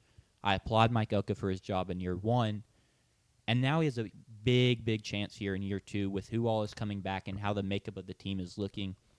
Starts at quarterback with Marcel Reed, who started down the stretch last year after he came in at the LSU game and completely flipped the tide. Threw for 1,800 yards last year, 15 touchdowns to 6 interceptions. Is a better runner currently than a passer, very elusive, hard to tackle in open space. Good in read options, good as a scrambler as well in an open play. In my opinion, throws a decent deep ball. However, the intermediate passing game can be a bit of a struggle for him. My hope there, though, is he started half a season as a redshirt freshman and now gets a full off season, is still a young guy. I don't think there's any reason to expect the passing not to improve. The real question, is how much it improves. But I want to get y'all thoughts on Marcel Reed. He reminds me a ton of Jalen Milroe without the fullness of the explosiveness, but that is how he plays. Is really, really good runner, and he throws a great deep ball. Although bad reports from camp apparently of his deep ball progression. A&M has posted a couple bad videos that I'm like, I don't know why you're posting that on Twitter. I've because seen those as well. It's just not. It's not a great look. I want to see how he uses KC Concepcion this year, because that guy was really, really good 2 years ago, had an off year last year. He was an All-American as a freshman, and then here he is with Texas A&M in his year 3. I want to see how that works out. Their run game should be elite. It should be a top 5 run game in the country. And I think that's going to help Marcel a ton. I really want to see that, flourish, because I think that's the engine of the team outside of their defense, of course, which Elko, I love that he's going to take full responsibility. I think he thinks that last year was kind of unacceptable. Did you hear his quote after the bowl game? I didn't hear it, no. Someone basically asked him, what are you looking forward to next season? And he said, not having to watch a defense this bad play again. And it's yeah, that's a pretty big indictment on how he felt about the defense last season. That makes sense. That corresponds with what I was saying as well. It feels like he wants to take full control over it. I think mass success from last season, considering what was the Jimbo era. I think you've rejuvenated the fan base, because I was there 2 years ago, and I'm sitting with a bunch of A&M fans, and they are just clowning Jimbo Fisher the entire game. It's crazy that game ends up firing 2 coaches as well, which we did Hallmark moment. We did not think was going to happen, but it happened. And I think the big thing for Elko is he rejuvenated the fan base. We brought back the cool uniforms. Brought back power, right? Brought back power. And I don't know if it was necessarily just because they were on prime time a ton, because the SEC got the ESPN deal. But it felt like they made College Station again. Yeah. And you didn't win all of those games in College Station. But it felt like it really became an advantage again. And it did not feel like that in the Jimbo era really at all. It had not felt like that since the Kevin Sumlin era. It just did not feel like it was that A&M was necessarily a tough place to play. Hell, we won at A&M. That game was so frustrating. Shout out Will Rogers. Will Rogers won a game in College Station, a night game in College Station. That should not happen. No. And I think that is returned, and I'm excited to see how that plays out this year as well. Yeah. Marshall Reed does not have to be great for this team to be great. He just has to hit the throws that are there and make some plays with his legs, because you talked about it, the run game should be elite. We're returning all 5 offensive linemen. Le'Veon Moss getting hurt in the South Carolina game, I think, is an underrated reason our team cratered down the stretch as it did. He was the engine of our offense. Central Michigan legend. Exactly. Le'Veon Moss. Reuben Owens broke his leg last year. He should be back healthy. And then Amari Daniels will be our 3rd best back, and he rushed for 700 yards or something like that last season. He's an SEC quality back. So all 3 of them behind that offensive line should be a big engine. Wide receiver woes have been, very common for us over the years. Since the Johnny Manziel teams, we've had one good Mike wide Evans. receiver, Yeah. and it's Christian Kirk. Yeah. Yep. Besides that, we've had a lot of talented guys not pan out. So they could not pan out, but I am high on KC Concepcion. Mario Craver, I think, is a pretty good get from Mississippi State. He's a talented kid. Yeah. Ashton Bethel Roman is a redshirt freshman. They're very high on in the program. Mm-hmm. Jerome Miles is coming off an ACL tear, but he's a 5-star true freshman. So maybe he makes a splash. I doubt it. The offense should be very, very good. the biggest question about this team, which you've already talked about, the defense was not up to Mike Elko's standards last year, especially the passing defense, and he's a secondaries guy, or a DB guy. We allowed 243 passing yards a game last year, which was good for 96 in the FBS. Clearly, Mike Elko was not happy with it. We weren't happy with it. I do think part of it was the DBs, and our pass rush also was very disappointing last year for who we lost. I mean, we lost, I think, 2 first-round picks. 1 first-round pick in 2 seconds. Yep. And Nick Scored and Shamar Stewart and Shamar Turner. Mm-hmm. So we will have to replace them, but that's kind of one position at A&M where you, like, expect there to be dudes. Cassius Howe actually was our highest-graded pass rusher last year, and he's back. And then in the secondary, talking about needing to make a step forward, we bring all of our guys back, but Tyreek Chappelle kind of plays the nickel and is like the do-it-all guy for us in the secondary. He got hurt in the Notre Dame game last season and didn't play the rest of the year, and I think that was a huge loss. So I'm hoping him coming back, as well as bringing everyone back. Mike Elko takes over the defense. They can take a step forward. And then I mentioned Torian York in the Texas preview. He could be a top 2-round draft pick, and then Scooby Williams beside him as his counterpart at the linebacker position is pretty good himself. So I expect the defense to get better this year. How much better, I'm not entirely sure, but I just don't think it can be as bad as it was last year, because I've also watched Mike Elko defenses at A&M before, because he was the defensive coordinator during Jimbo Fisher's early years, and we had really good defenses. Yeah. So I'm excited for this team a lot. I'm trying to pump the brakes, but Yeah. I think everything's looking up. When your team has that good of an offensive line and that good of a run game, I think we at least have a pretty high floor this year. Agreed. Because I just don't see us losing. There's going to be some weeks where we just run the ball all over somebody and they can't stop us, and we're just going to pick up a win that way. Yeah. So I think it was the Texas game last year. You watched it. I think we watched it together. I remember you just being like, Texas is just bigger than we are everywhere. Do you feel like that is different now? Like earlier we said that you thought there's a chance you could win the Texas game. Y'all had, even though the game was only 10 points last year, y'all realistically never had a chance in that game. See, Texas was bigger than you everywhere. Correct. It's So not do even you a thing feel of like they looked bigger and they looked faster, but we're not so much less talented than them that's realistically actually the case. We have big guys. We have the second biggest offensive line by average weight in the country. Mm-hmm. Like, we have dudes. Now the question is, when push comes to shove, can we actually go make plays? Can our offensive line get push on a 4th and 1 instead of getting stuffed? Can Colin Klein call the right plays? I think we got a little psyched out in the Texas game, in my opinion. I felt like it was Marcel Reed. Like, you felt like you were held back there with a redshirt freshman starting. Mm-hmm. Like, it just didn't feel like he had any weapon besides throw it deep, which you were not able to throw it deep given the talent that Texas had in the defensive back room. And then, like, running against Texas just wasn't working. No. And for a team that relies a ton on the run, that's when it felt like, oh, it was hopeless. And that game was truly a lost cause. I think that was the big reason for it, that you were gonna need like a fumble or a turnover to go your way, which was completely possible with Quinn Ewers. We got a pick 6. It just wasn't enough because we literally could not score. Exactly. But I think I am high on A&M in that game because I expect Marcel Reed to develop a ton this year.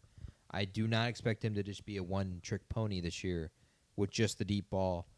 I guess that's a two-trick pony with just the deep ball and running. I think he will develop some intermediate passing. I think they'll find him spots to be productive. We have way better receivers for that, too. Agreed. Not that was the reason he wasn't great last year, but it's a lot easier throwing to Casey Conception and Mario Craver and stuff like that across the middle than our best receiver last year was Noah Thomas, who was good, but he's just kind of your go-route deep ball guy. Yep.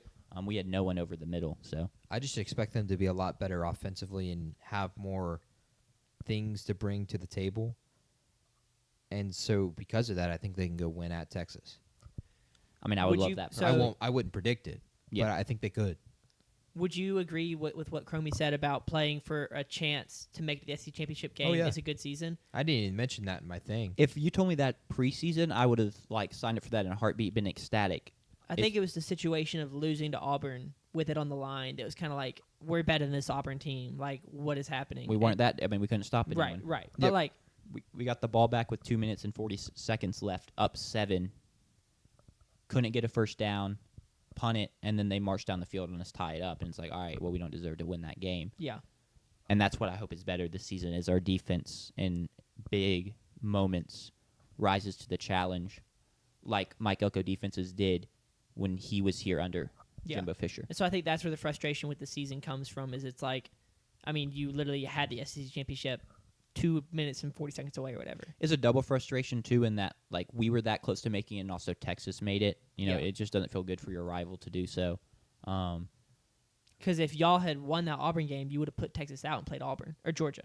Yeah. So it's over under or you just real quick. We just returned so much pieces that were also good last year. It's not like we're asking a bunch of people to take these massive jumps.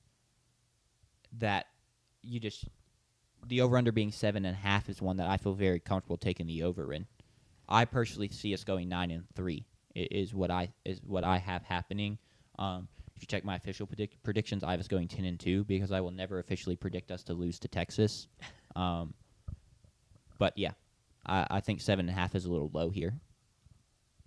I'm going to take the over as well. Mm-hmm. So looking at their schedule, Notre Dame is tough. They get Florida at home, which is huge. At LSU, South Carolina is at home, and then at Texas. I still think that, that's 3 or 4 losses. You're still hitting the over at 8 or 9 wins, so I got to take the over. I can walk you through what my actual prediction Do is. it. So I have us starting 5-0, and then we lose to Florida. Beat Arkansas, lose to LSU, because it's at LSU. If it was at home, I'd have us winning.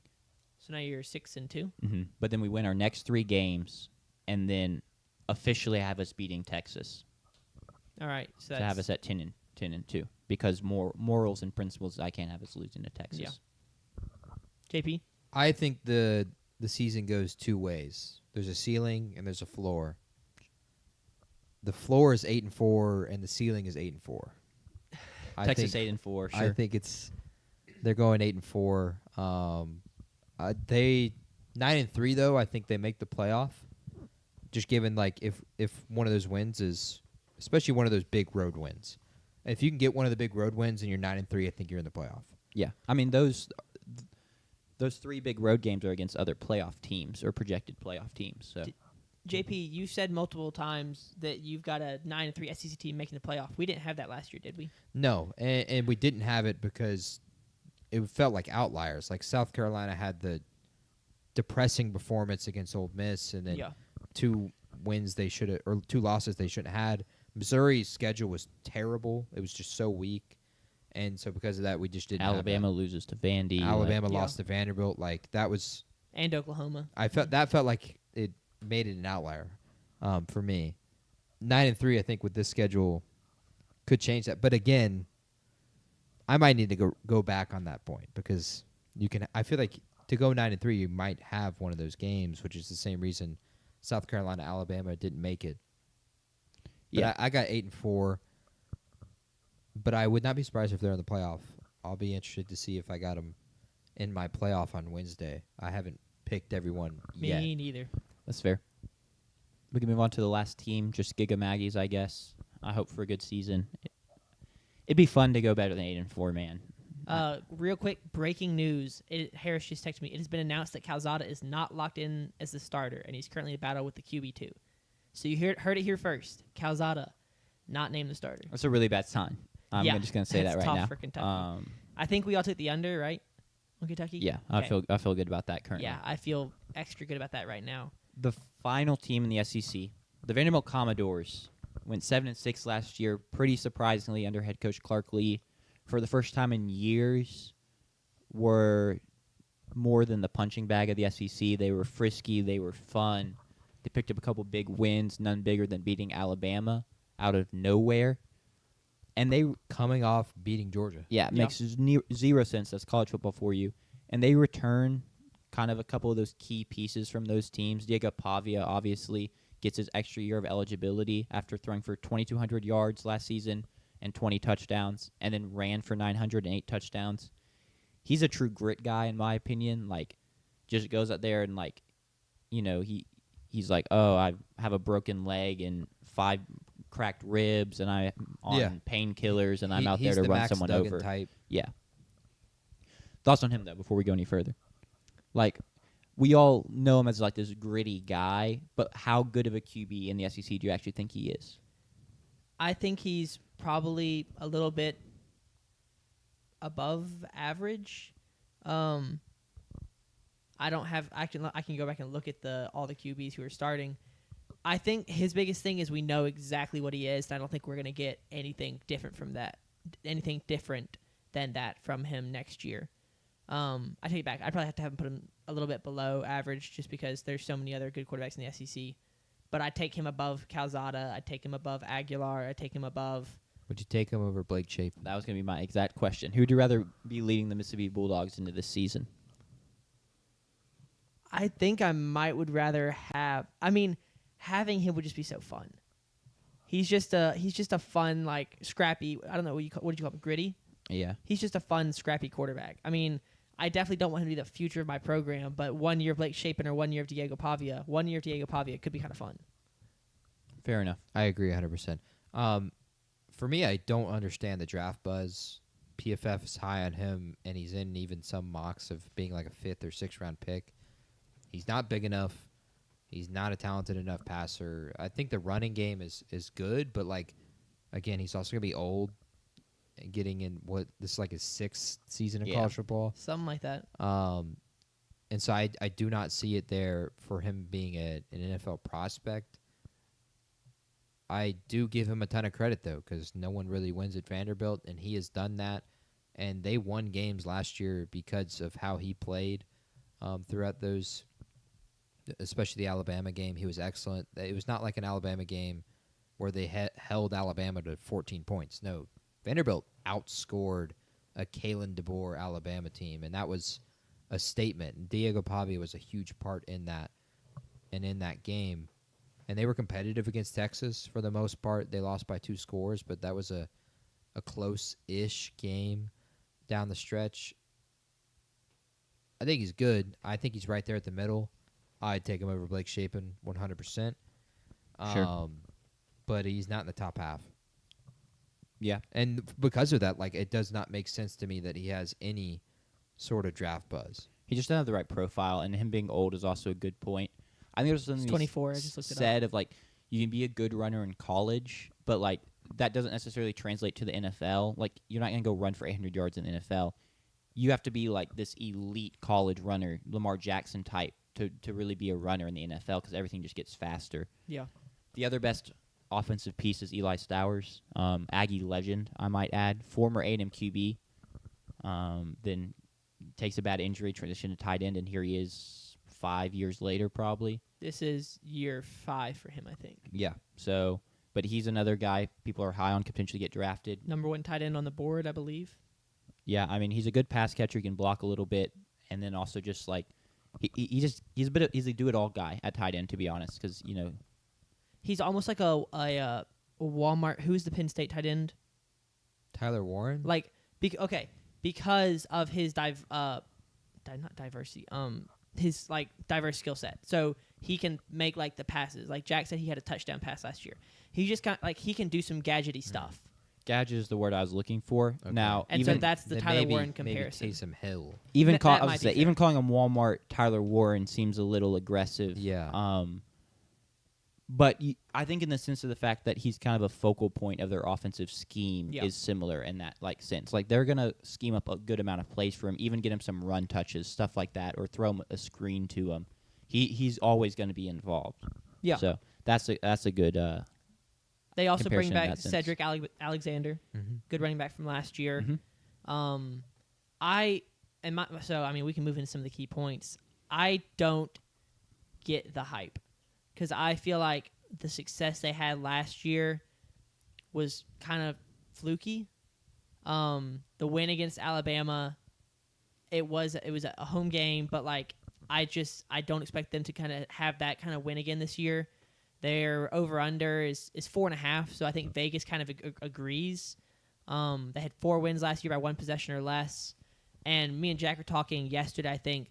A lot of the guys they're returning are older. It's not like they're returning any sophomores last year. You expect to take a jump. It's a lot of seniors or fifth-year seniors or sixth-year seniors. And so it's kind of like I feel like we've already seen the peak of this team, and that was 4 one-possession wins and a win. Like I kind of expect them to take a step back this year. And so Vegas has them, I think, tied for last with Mississippi State to win the SEC. So I think a lot of the hype is in the public eye. Like they're like fan favorites, but I think that's like one of the potentially worst fan favorites in college football this year. I think a lot of the hype is them pumping themselves up and Diego Pavia being on a lot of podcasts and being like, we're going to the playoffs this year and stuff. I think if you asked almost anyone around, like, be honest with me, is Vandy even an SEC contender? Yeah. They're going to say, well, no, but they're just fun. And it's like, okay, well, cool, they're fun, but, like, that doesn't equate to great football. That doesn't equate to a playoff team. But I also don't think that the average fan would have their over-under at 4.5. I mean, I would, before we started our preview, I would have had them at like 6.5. Well, I would have put $10 million on the under. But it's just like the fact that, like, I feel like they are expected to be a bowl team again. And Sure. the over-under at 4.5 doesn't really show that. I mean, it's just the fact that you play in the hardest conference Right. top to bottom. Like, Right. someone's got to lose a lot of games, and that's why they find themselves there. But it's cool that they're fun. It's just, would you all say this is the least talented roster in the SEC? Yes. Yeah. The recruiting rankings show that 14th out of 14, 16th out of 16, 16th out of 16, and then transfer rankings this year are 14 out of 16. They got more names than Kentucky, but they're not better than Kentucky. Yeah, and that's the thing that's tough, too, for this current iteration of Vandy is, like, that doesn't really look like it's going anywhere because they didn't even capitalize on their little bit of success to even be, like, 13th in the SEC in recruiting rankings or anything like that. They beat out Mississippi State They're- for a linebacker, Especially I in the think. transfer portal. That was the Yeah. big one that surprised me. It's just the fact that with how much success and buzz was in Nashville in a year where you are literally, your stadium or your scoreboard is hanging Yeah. on cranes, like, to not capitalize in the transfer portal surprised me a ton. And yeah, like, I think where you were going there, Jack, is just like it doesn't look good for the future. No. I think they're just, well, you can hear Clark Lee talk about is like he came into this job and realized he was going to have to do things differently, and that is finding these, lower rated guys to transfer in like a Diego Pavia or like an Eli Stowers, and just like have a high hit rate on y'all's scouting and development. But doing that in the SEC just sounds really tough year in and year out. You can have some hits like this, but yeah, I would have loved them to actually parlay that into some actual success and not just, going through the weeds to find some guys that people missed. And they can find some guys, sure, but that's just not gonna get it done. So over under 4.5. Yeah. I'm looking at their schedule trying to think. It's like, I'll take the over. I think they can win 4 out of conference games and then upset one SEC team. Or beat Kentucky at home. I mean, I don't even know if that'd be an upset. They might be favored. They'd be favored in that game right now. Yeah, I'm Right. curious though. So you beat Charleston Southern, Virginia Tech, Utah State. Georgia State. I have that game highlighted as Where's a revenge Georgia- game oh, right yeah. at week 4. Georgia State, That's a revenge Kentucky. It is. But I don't think Virginia Tech's gonna be good this year. But you're at Virginia Tech early. I don't think that's like a pushover. Like, I'm not gonna say, okay, that's a win. game. But you might also get Auburn. Like, you might also be Auburn at home.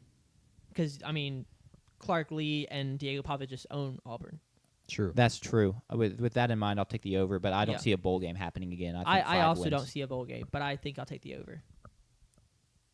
I'm taking the over. I think they'll make the bowl game. Really. I think Diego Pavia will do enough. Tucker said it well. He's just a find a way to win kind of guy. He's gonna have to find a way to win. And they've got games. manageable games, especially at home. Missouri, Auburn, and Kentucky are I all, didn't even see the all Missouri manageable. game. Yeah.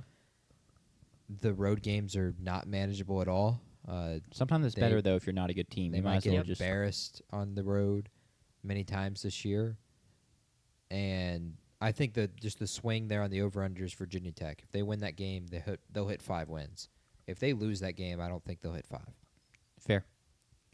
Cool. Well, Is that it? that's the final team of the SEC preview, and we are 3 hours and 45 minutes It into was the almost live a 4 stream. hour episode. You want to hang out for 15 minutes and hit 4? I'm good. No, I'm good. It feels It didn't feel that long though. It It was did fun not. to talk about the SEC. I'm so excited. It should be a good year. I hope it's a good year for y'all as State fans. I hope it's a good year for me as A&M fans. Yeah. But as always, it's going to be a good year as a college football fan. It 'Cause is. it It's just gonna be fantastic. never is not that. I'm ready to put our official predictions, set them in stone. Website no will backing be ready out. to go on Like, we Wednesday, so we predict- can. Predicted stuff throughout these previews, but they're not our predictions yet. You could back off of any of those. And I feel that way with the NFL too. Like that'll because of things that have changed. That there is a chance that predictions will change there as well. So I'm excited to see us set stuff in stone. Bro, my NFL predictions are already in stone. I'm not changing nothing. Talking about that, next show is going to be a college football preview show. Overall, we'll do our conference winners, like Heisman winner, Yep. who we think makes the playoffs, do a playoff bracket. It's just kind of an overview. And then we'll go from there. It may be an NFL show of similar vein on Sunday, but that's not set in stone yet, so doubt it it. could be something else. I just don't know what else we do. On Sunday we could talk about week 0 games. Yeah. Big games. Kansas State, Iowa State kicking off one of conference them, play. Farmageddon. We'll see. So, okay, don't look forward to that then. But Wednesday we'll be back with more college football to kind of wrap this couple-week process up. Yep. Thanks for tuning in. Means a lot as always. Hope y'all enjoyed, and we will see y'all Wednesday. See ya. Peace.